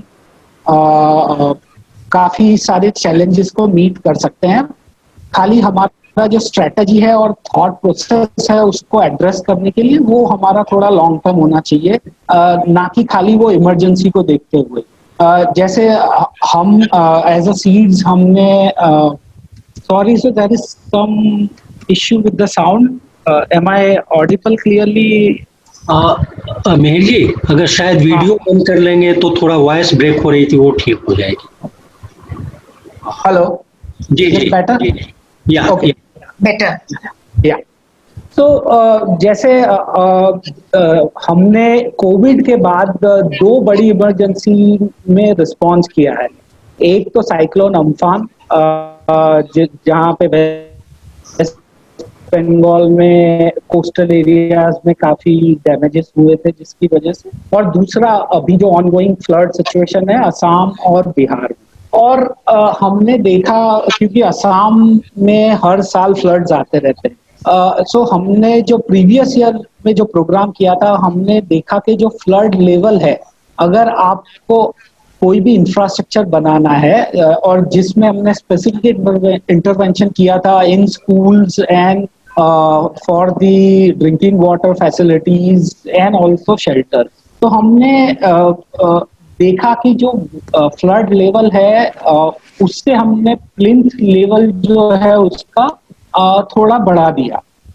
तो इस फ्लड में भी हमने देखा कि वो फ्लड की वजह से जो पानी आता है उसकी वजह से वो इतने इम्पैक्टेड नहीं है। मतलब जो आपको इन्वेस्टमेंट करना होगा, जैसे हमने बात की रिपेयर्स एंड ONM की, अगर आप जो रिस्क है उसको इंक्लूड करें जब आप कोई इंटरवेंशन करते हैं, और रिस्क अलग अलग टाइप में आप डिवाइड कर सकते हो। अगर आप कोविड को ही खाली रिस्क मान के इंटरवेंशन डिसाइड कर रहे हो कुछ और होंगे कंपेयर टू लेट्स से अगर फ्लड एरिया है या अर्थक्वेक प्रोन एरिया है या साइक्लोन प्रोन एरिया है, तो हमको ये रिस्क भी दे, because as a country we can't invest that much of resources. मतलब I was reading article that अभी तो वहां पे वो कैसे कर रहे हैं, बट वो एग्जांपल हम कॉपी पेस्ट नहीं कर सकते इंडिया में, बिकॉज हमारे challenges and availability of resources are different. But मुझे लग रहा है कि ये हमारे लिए एक अपॉर्चुनिटी भी है जहां पे हम इनोवेटिव आइडियाज के लिए भी सोच सकते हैं। जैसे अंजलि जी ने बताया कि आप लोकल मटेरियल्स को कैसे इनोवेटिवली यूज कर सकते हो। हम स्कूल सेफ्टी का काम दिल्ली और उत्तराखंड में कर रहे हैं, जिसमें दिल्ली में वॉश के रिलेटेड हमने देखा कि अगर हम टचलेस टॉयलेट बनाए और जो हमने वो मॉडल बनाया भी है दिल्ली में, अगर ये ऐसे वाले इनोवेशंस आइडेंटिफाई करके हम उसको स्केल अप करने का अगर एक कोशिश करें जॉइंटली, तो हो सकता है कि हम ऐसे सारे आइडियाज ना एक ज्योग्राफी के में ना रह के अलग अलग जगह पे पहुंच के हम उसको स्केल अप करके उसका प्रॉब्लम को सॉल्व कर सकते हैं। दूसरा जो चीज है, एक क्योंकि अभी हमारा जो स्कूल सेफ्टी का प्रोग्राम चल रहा है उसमें हमारा जो सॉफ्टवेयर कंपोनेंट है which is related to capacity building training, वो हमने बंद नहीं किया है। मतलब हम अभी उसमें बच्चों को हम इन्वॉल्व नहीं कर रहे हैं because of all the constraint, but teachers are already involve. और एक चीज जो हमने देखी है कि ये कोविड की वजह से वो जनरल अवेयरनेस जो है वो रिलेटेड टू हाइजीन वो बहुत ही ज्यादा हो गई है लोगों में, बिकॉज सबको पता है कि अगर वो फॉलो नहीं करेंगे तो उनको जान हानि भी हो सकती है। मुझे लगता है कि ये जो हेल्थ हाइजीन प्रमोशन की हम बात कर रहे हैं, जब स्कूल फिर से खुलने वाले हैं तो as a important stakeholder we all should be prepared कि हम इस अपॉर्चुनिटी को कैसे टर्न इन करें। जैसे हमने सुना कि health hygiene issue is not a infrastructural issue. Infrastructure आपको मतलब एक फैसिलिटी दे सकता है, but at the core of it it's a behaviour issue. तो बिहेवियर इश्यू को एड्रेस करने के लिए मुझे लगता है कि ये जब स्कूल रीओपन होंगे या इवन अभी जो टाइम है ये सही टाइम है कि हम इस चीजों को लेके जो इम्पोर्टेंट स्टेक होल्डर है उनको कैसे हम इन्वॉल्व करें। तो वो भी हम देख सकते हैं। तीसरा जो चीज है which is about institutional arrangement in terms of wash. जैसे कि हमने देखा कि हर स्टेक होल्डर अलग अलग तरीके का काम कर रहा है। मतलब मुझे लग रहा है कि ये करंट टाइम को हम एक अपॉर्चुनिटी की तरह देखते हुए हम डिफरेंट स्टेक होल्डर को साथ में लाके एक स्ट्रेटेजी बना के काम कर सकते हैं around wash as well as the general safety and security of the children. मतलब हम भी जो स्कूल सेफ्टी का काम करते हैं, हमारे लिए safety is from children's home to school and back. तो हम खाली विद इन स्कूल सेफ्टी की बात नहीं कर रहे हैं, हम ये भी देख रहे हैं कि जब बच्चा स्कूल से वापस घर जा रहा है उसमें भी कौन कौन से रिस्क है।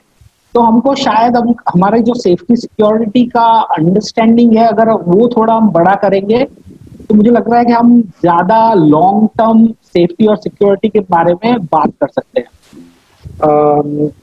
और जो एक चीज है in terms of the accuracy of data, मतलब आज जैसे हमने देखा कि काफी सारी चीजें डिजिटल प्लेटफॉर्म में शिफ्ट हो गई है। मे बी हमको भी अब सोचना चाहिए कि हम with the different kind of arrangement available from national to the local school in one village in terms of SMC and other mechanism, हम उसको यूटिलाइज करते हुए क्या एक मैकेनिज्म बना सकते हैं जिससे हमको रियल टाइम एक्यूरेट डेटा मिल पाए। मतलब I understand it's a daunting task, but I am sure कि अगर हम सब स्टेक होल्डर मिलके गवर्नमेंट के साथ भी इसके लिए एडवोकेसी करेंगे तो इसके लिए हम कुछ हल निकाल सकते हैं। तो मुझे लग रहा है कि इसके बारे में भी हमको सोचने की जरूरत है apart from various standards and the operational issue. and the final point which I would like to share is कि स्कूल मतलब जैसे involvement of various communities as part of the operational mechanism will differ from place to place, और major difference is urban and rural। मतलब rural areas में हो सकता है कि आपको काफी ऐसे लोग मिले जो एक्टिव इन्वॉल्वमेंट उनका हो सकता है कंपेयर टू अर्बन एरियाज। तो हमारी स्ट्रेटेजी भी उनको इन्वॉल्व करने की अलग अलग हो सकती है टू सी के हम उनको एक्टिव पार्टनर्स बना के जब ये स्कूल रीओपन करने वाले हैं तो उसको हम कैसे अच्छी तरह उनको इन्वॉल्व करते हुए एक स्ट्रेटेजी बनाएं। तो अभी मैं अपनी ये बात यहाँ पे रोकना चाहूंगा and would be happy to answer any question. Thank you. Thank you, Mihir ji, and thank you. You pointed out many different things to us. One of the most important things आपने जो कहा is that we should look for opportunities. That what this crisis has brought to us is also the fact that we need to look at where are the opportunities and where we can build, and not to just look at the immediate reaction, but look at the long term and build for the long term. And as you said, कि बहुत सारे the crises that have been happening, the cyclones and other, they are ongoing, and so we need to think in the long term. And I think that's a very important point for us to hold on to कि हम immediate की तो सोचें पर लंबे अरसे की सोचें जब हम build कर रहे हैं एक नई सोच से फिर से काम करने की सोच रहे हैं। And also the fact that there will be great differences, rural, urban, local, and the important point that you made that we need to involve all the stakeholders, and the community is so important. जब community stakeholders involved हैं then inclusion becomes much better and there's much more ownership of what is going to happen in the education of our children. And this is a very good point for me to ask Dr. Sitaram, who is from the Swami Vivekanand Youth Movement. This is an organization which is in Mysore. And Dr. Sitaram is a consultant orthopedic surgeon, and he's been working for many years really in the whole area of how to bring local communities together. And there are many grassroots level initiatives across community development, health, education, socioeconomic empowerment, WASH, all these areas and different models have been started by this organization. I will ask Dr. Sitaram now to explain those to us and tell us how these different models have worked and what can we learn from them for this particular area of WASH. Dr. Sitaram. Thank you. Thank you very much, Radhika ji. I hope I'm audible. Thank you for the opportunity given to share some of my thoughts. I think to begin with, I'll stop my video because I think that would ensure that the voice quality is better. I'd like to begin with an observation that right through all the presentations, starting from Arundhati to Mr. Mihirji just now, the common points there were actually about the already existing norms, already existing facilities, but unfortunately which have not been used optimally or implemented optimally. So I think I would re-emphasize on that point that the first and the foremost priority now is to make sure that we implement what we are expected to implement in the right spirit and be accountable to what we are doing. With that, I think the COVID situation also, to a major extent, gets taken care of. The basic requirement, once we fulfill that, I'm sure we will be able to handle this situation as well. And this I'm speaking also as a medical professional, because as one of the frontliners in handling COVID-19 disease and its aftermaths, we feel that if the basic requirements are well met, the rest of the things can be taken care of. Now coming back to WASH, particularly WASH in schools, like you rightly said, one of the core approaches that we have adopted has been involvement of the local communities and working in partnerships.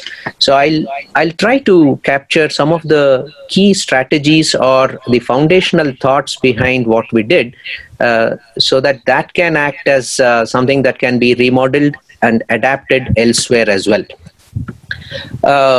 One of the main things that we adopted was that we always went along a twin component approach. The first thing was that our approach included as much focus on hardware, that is building water facilities or toilets, etc., as much on the hardware as on the software. That meant that we would include a strong component of awareness about why it is being built and how it has to be maintained. So hardware and concomitant software was an essential component. The second point was what Mihirji just now mentioned. It's not just about building toilets for now, but making sure that it is available even 5 years later. So the short-term needs along with the long-term vision, long-term sustainability. So these were always included in all our initiatives.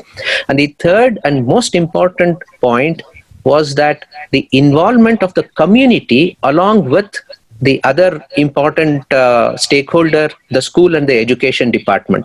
So unless these two engines pull the vehicle in the same direction, we will not be able to achieve much. So we always try to ensure that these twinning happens and the whole thing is taken forward in the best possible way. So all these put together, what we long-term envisioned was developing model schools, and we are happy that we were able to convert most of the schools in a couple of districts and a couple of blocks into model schools. But the important point that I'd like to again emphasize was that it was not limited to wash facilities in the school. Though our entry point would be wash, but we would always expand it to other aspects as well, ensuring that there is good school infrastructure and a holistic institutional environment which is conducive for learning and conducive for child's development, which is what Arundhati very rightly mentioned. The third important point was that the focus all along was on behavior and not just on infrastructure, not just at the level of the children, but also at the level of the supervisors, which includes the teachers and the community. So here, one of the key messaging that we have been doing the past 10 to 12 years has been about hand washing. And I'm very happy to share that some of our tribals and some of our villagers in the block where one of the blocks where we work called me up immediately after this COVID outbreak and said that, sir, you used to talk so much about hand washing and see how that has become so important. Thank you very much for all the focus that your program gave to hand washing, and our children are now promoting that all the more strongly. So hand washing was one of the important focus areas for us, and that spilled over to personal hygiene as well. So the focus on hand washing, personal hygiene of all these years has definitely stood us in good stead, and I'm sure if we can focus similarly in the days to come, we'll be able to handle COVID as well very effectively. So all these actually meant that schools became center of excellence, and the schools also became agents of change. So the children and the community interacted, and children took the message from the schools about positive wash behavior, and that helped actually in promoting wash in the communities as well. So here the mechanism of actual transmission was on platforms that already existed in the community, like the School Development and Monitoring Committees, the SDMCs, and School Betterment Committee. You know, you have different names across the country, and the self-help group structures that are generally available in the villages. So making use of such existing platforms, we were able to infiltrate these messages into the community as well. One other strategy which I think is worth mentioning is that we worked with three key stakeholders. One was the school students, and for the students, we wanted to make wash fun and enjoyable. The second is the teachers. For the teachers, we made sure that wash, as we saw it, is not an additional burden, but is part of what they're expected to do and what they're expected to teach. So we try to look at their curriculum and try to design the wash in such a way that it became part of what they do. And the third stakeholder was the community, where we tried to make wash a matter of pride for them, and therefore it's something that they look forward to. So when children started enjoying wash activities through games and songs and other things, and when teachers saw that it's not a burden any longer, and when the community started taking pride in the school and the wash facilities in the school, all things fell together, and we were able to actually make a significant difference. The initial complaints about not having enough funds gradually reduced because people came up and said that, okay, I'll contribute this for the infrastructure in the form of hand washing platforms, or in the form of a door for the toilet, which was actually mentioned. That is very true. So this sort of contributions came up, and we were able to make a significant difference. So these were some of the key strategies that helped us all these days. But now with the COVID-19 situation, while all of these work, and all the norms are very applicable even now, I feel that wash in such infrastructures cannot be the same old point about drinking water or toilet availability, it has to include a few other components which I would like to mention, and which was also mentioned earlier by other speakers. And one of the important things is about the distance, maintenance of distance. Now, that is very important because the spread of disease through droplet is very much a possibility. So we will have to look at ensuring the basic requirement of volume per child in the classes, and strategies like staggering, which Pratibha ji mentioned, would help us handle that. And additionally, cough hygiene would be something that we will have to speak about and make sure that it is addressed. Maybe we will have to come up with some mechanism of screening and monitoring, maybe screening for some symptoms and some amount of quarantine, some amount of isolation for children who might be having some symptoms suggestive of the infection. Secondly, in terms of cleaning, which Arundhati also very rightly mentioned, it's not enough in this situation if we just sweep and mop the floors.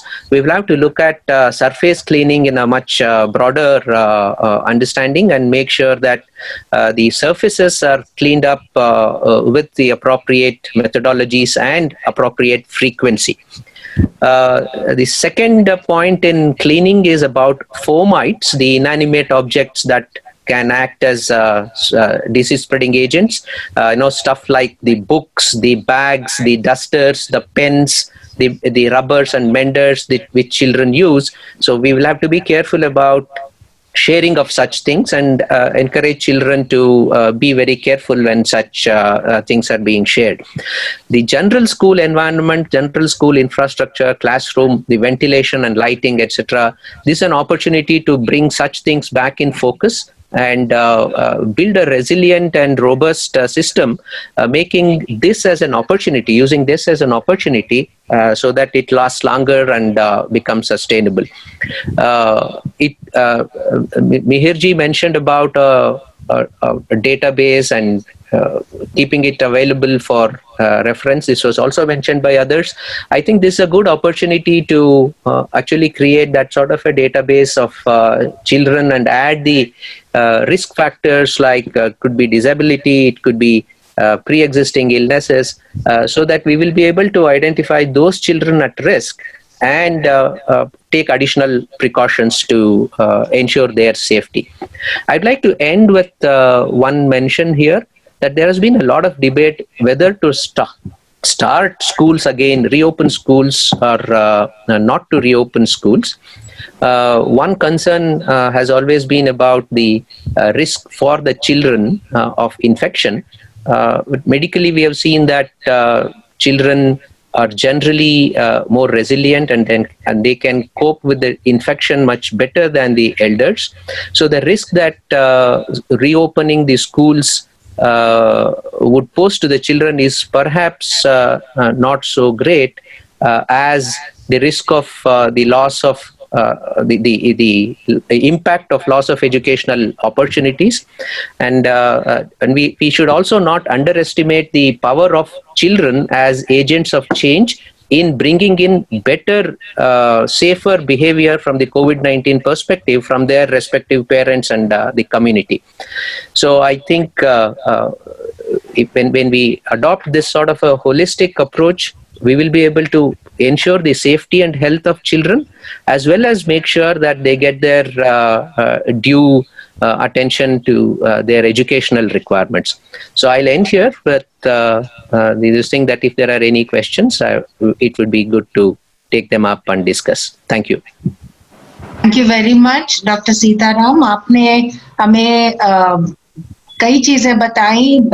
Most importantly कि आपने कहा कि जो standards हैं उनको हमें implement करना है, उस पर फोकस करना है, वो बहुत जरूरी है. वो कर लें तो बहुत बड़ी बात हो जाएगी.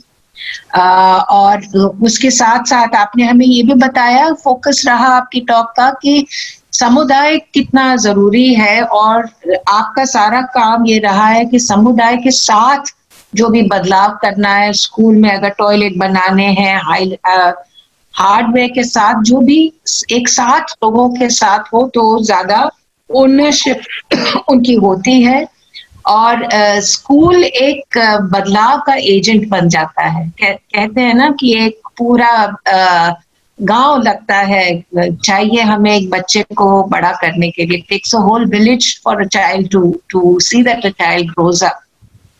तो अगर पूरे गांव के लोग इस या पूरे समुदाय के लोग इसमें इन्वॉल्व रहते हैं तो हमारे बदलाव की जो चेंज है जो हम चाहते हैं वो और आसानी से हो सकता है और बहुत अच्छी तरह हो सकता है। इसके साथ में आपने बहुत और चीजें भी हमें बताई about the various steps that need to be taken. I won't go into that now because I think we should now open it up to all the questions. I will ask Mitra Ranjan ji to take over the questions now. Radhika ji, हाँ जी, अरुंधति जी ने आपसे share किया होगा questions, पूरा एक बार देखें। और अरुंधति जी आवाज सुन रही है?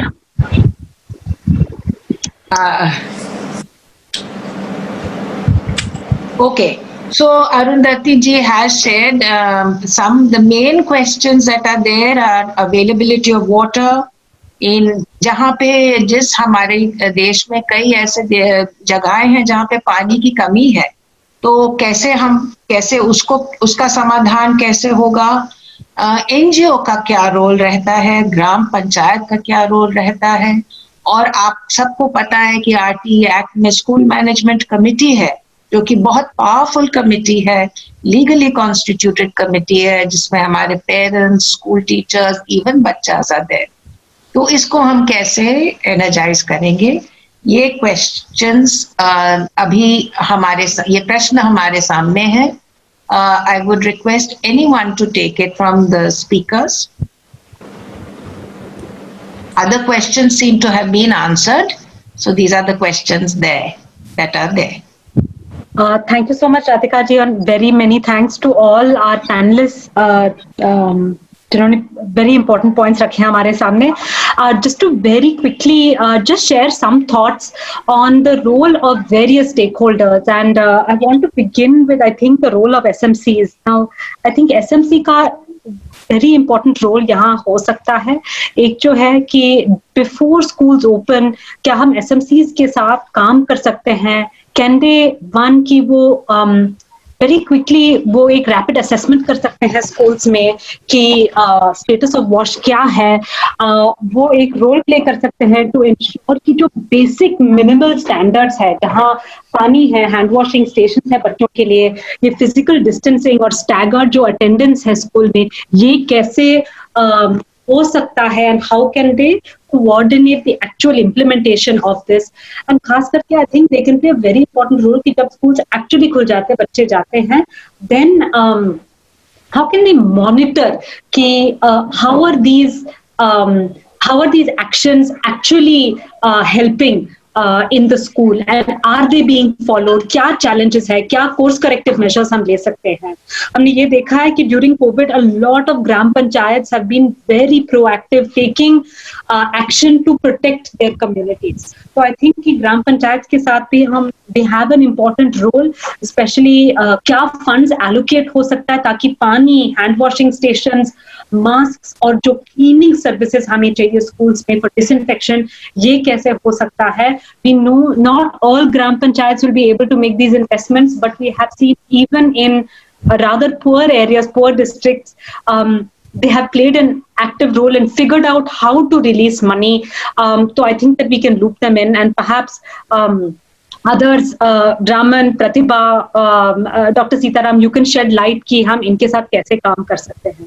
So I think that's very important. I don't know if Pratibha ji, Dr. Sitaram, even Mihir can comment on ki, what do we do in assuring water and water stressed areas. Actually, in points, they were not questions but more comments कि जहाँ लोगों के पास पीने के लिए पानी नहीं है, वहाँ हैंड वॉश के लिए हम पानी बोल रहे हैं स्कूल्स में. So we have a new commitment at the India level, Jal Jeevan Mission, jahan pipe water supply, we are saying that we'll provide households with pipe water supply. So iske andar what can we do under this or under any other initiatives ki hum schools mein we can ensure water, especially for hand washing. So over to Raman and to our other speakers for some thoughts on this. Thanks, Arundhati. And are you able to hear me? Yes. Yes. So yesterday, there is a guideline from the Ministry of Drinking Water and Sanitation that suggests the chief secretaries of all the states to prioritize water sanitation and hygiene in schools. So I think this guideline can give us the PhD departments of various districts और whichever जो जहाँ पे जिस भी जिले का जो PhD department है, पब्लिक हेल्थ इंजीनियरिंग डिपार्टमेंट है, उनका भी इंस्ट्रक्शन दिया गया है कि स्कूलों में पानी की उपलब्धता जहाँ पे पानी नहीं है वहां तक टैंकर के माध्यम से या जैसे भी पहुंचाने की बात हो. तो ये एक टेम्पररी मेजर है और परमानेंट मेजर के तौर पे school management committees and MLA LAD की जो फंड्स होता है या किसी जगह मिनरल फंड ग्रांट्स का फंड होता है, उससे लेकर के पानी की कलेक्शन बनाए रखने की क्या तरीका हो सकता है जिससे कि दूर से पानी स्कूलों में पहुंच जाए, उस तरीके का एक प्लानिंग लोकली भी करने की जरूरत पड़ेगी. But immediately it is important that district administrations are taking important measures for at least जैसे Pratibha ji was saying about 1.5 liters पर चाइल्ड, उस हिसाब से और जो टीचर स्टाफ की सबके हिसाब से एक स्कूल में बेसिक मिनिमम जितना चाहिए that much water how can it reach school. So each district has to take care of this. Thank you. Would any of the other panelists like to share something, or maybe even things that others have said? Would you like to comment on it?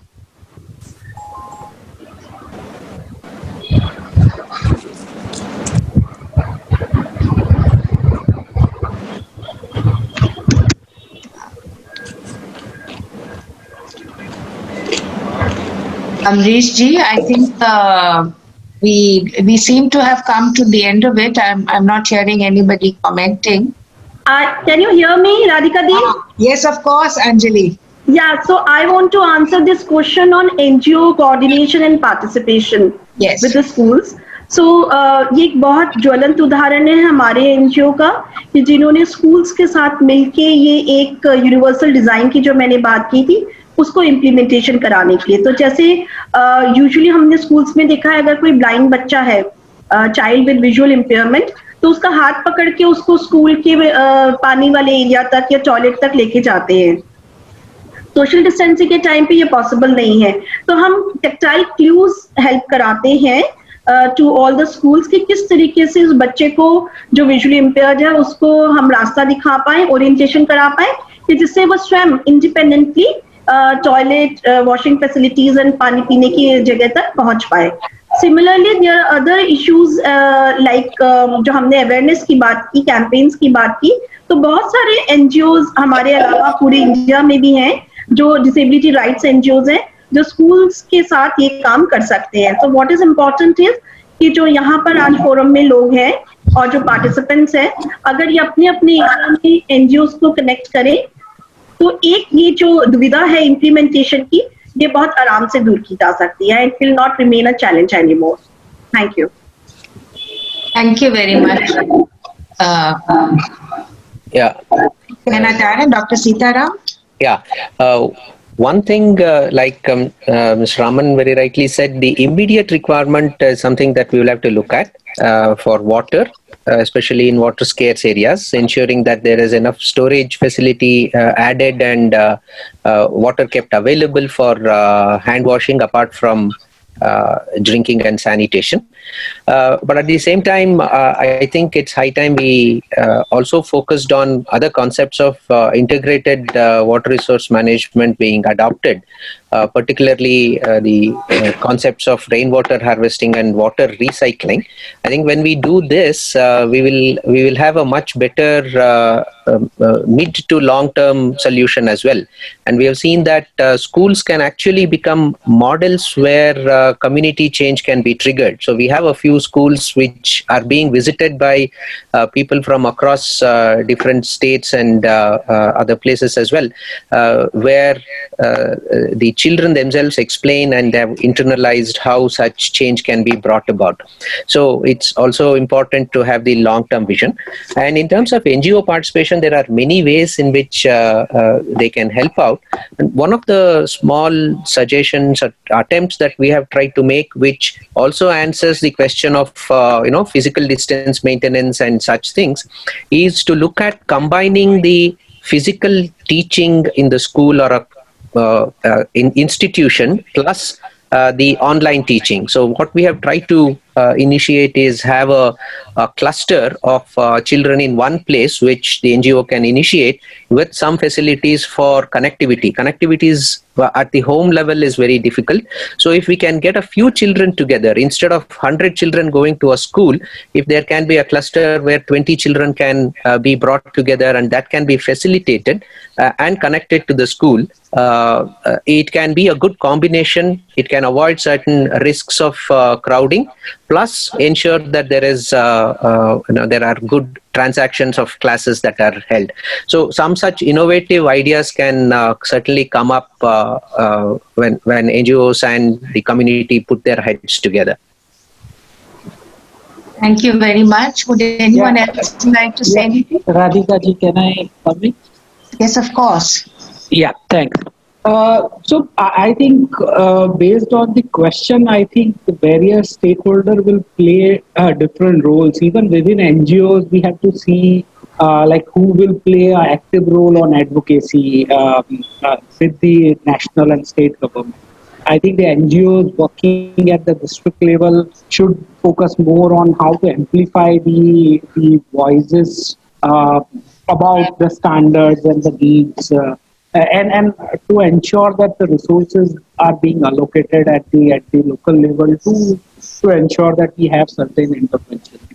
Other thing is the SMC, and I would also say that children, as the previous speaker has already said, maybe we can like the program which we are doing. What we are doing is we are apart from the normal clubs which are there within the schools, we can think of something like a wash brigade, where we can sensitize few of the students who can also be involved in ensuring that the things are functioning based on the requirements. So I think that they will also have that ownership, and the NGOs can be involved in terms of training such kind of students as well as teachers. I think we haven't spoken much about teachers because but I feel the more vulnerable group are the teachers who are of the age like beyond 50 or something. So we also have to think that how we will ensure the safety and security of such groups. So yeah, so these are some of my thoughts. Thank you very much. Maybe I'll hand over to Amrish ji now to close the session. Just to say that I think, there are very important areas that today we have talked about. Clearly, our lives have changed. Clearly, we are innovating, rethinking again. Clearly, we need to think in the long term, and we need to think of the larger issues that go along with this. So, and thank you very much to all the panelists. Been a wonderful discussion, lot of thinking points for all of us, and a lot of requests for all the PPTs to be sent to everybody. So, over to you, Amrish ji. Okay, thank you, Radhika ji. It's a very excellent, बहुत ही informative session था. और I'm just looking the comments, the chat box. People say that very informative session. एक बात मुझे इसमें कहनी है कि बहुत ही ये क्राइसिस का दौर है, और इस क्राइसिस के दौर में अगर हमारे स्कूल खुलते हैं तो बहुत वारफुट लेवल पे हमको तैयारी करनी पड़ेगी अपने स्कूल्स के लिए. And it can not leave to the NGOs only, because this is a huge task. Millions of schools and millions of children are involved into that, and this is the duty of the state to take this urgent task forward और उसके लिए बड़े पैमाने पर काम करे. And that is the सबसे बड़ा बैरियर है resources. You know, we have only 3.3% of GDP allocation in on education. तो रिसोर्सेज अगर सरकार नहीं देगी, और इस बार जो नेशनल एजुकेशन पॉलिसी है उसमें भी रिसोर्सेज के लिए कोई टाइमलाइन नहीं है. They are only saying that they will try to bring allocation up to the 6% with the help of states. तो ये बहुत ही, अगर इसको बहुत बड़े पैमाने पर शिक्षा को और स्कूल्स को प्रायोरिटी में नहीं रखा गया, एडिशनल रिसोर्सेज नहीं दिया गया, क्योंकि अभी माइग्रेंट्स के जो बच्चे हैं, due to the loss of job of their parents, they are coming to the government schools, और वो जो लो कॉस्ट प्राइवेट स्कूल में जाते थे अब वो सरकारी स्कूलों में आने वाले हैं. But the one data I am looking that if you bring three issues together, drinking water, wash and functional toilet, it is only 52% schools are available for this. तो ये एक बड़ा चैलेंज है और सरकार को प्रेशर करना पड़ेगा. छोटे छोटे प्रयास तो ठीक है, वो भी चलने चाहिए, लेकिन बड़े पैमाने पर सरकार अपनी जिम्मेदारी से मुकर नहीं सकती है. और एक सबसे बढ़िया हमारे पास इंस्ट्रूमेंट है, that is the right to education act, जिसमें पहली बार नार्म्स एंड स्टैंडर्ड डिफाइन किए गए हैं, separate toilet for girls, wash facility and everything. So I think government should take the task to implement the RT in completely. और बहुत दुर्भाग्य से कहना पड़ रहा है कि हमारे देश में केवल 12.7% schools are RT compliant even after 10 years of the enactment of the act. And this is unfortunate for any nation, for any country. और अगर और भी ज्यादा जब हम गुरु बनने का सब देख रहे हैं, तो हमें अपने स्कूलों को बहुत दुरुस्त करना पड़ेगा. और आरटी को और एनालिस्ट को बहुत ही एक्सीलेंट डिलिबरेशंस हुए, और राधिका जी आपको for wonderful moderation and Arundhati for presentation. और lastly I would like to thank Mr. Raman, who initiated this webinar and pushed that organized this webinar on this issue. तो अभी इस पर और भी हम चर्चा करेंगे, क्योंकि reopening is very very vast, एक बड़ा मुद्दा है और करोड़ों बच्चों की जिंदगी का सवाल है और उनकी शिक्षा का भी सवाल है. तो इस पर हम और भी विचार विमर्श करेंगे, and then we will pursue the government to take the necessary action in this. Okay, thank you, बहुत बहुत धन्यवाद. आप सबको बहुत बहुत धन्यवाद.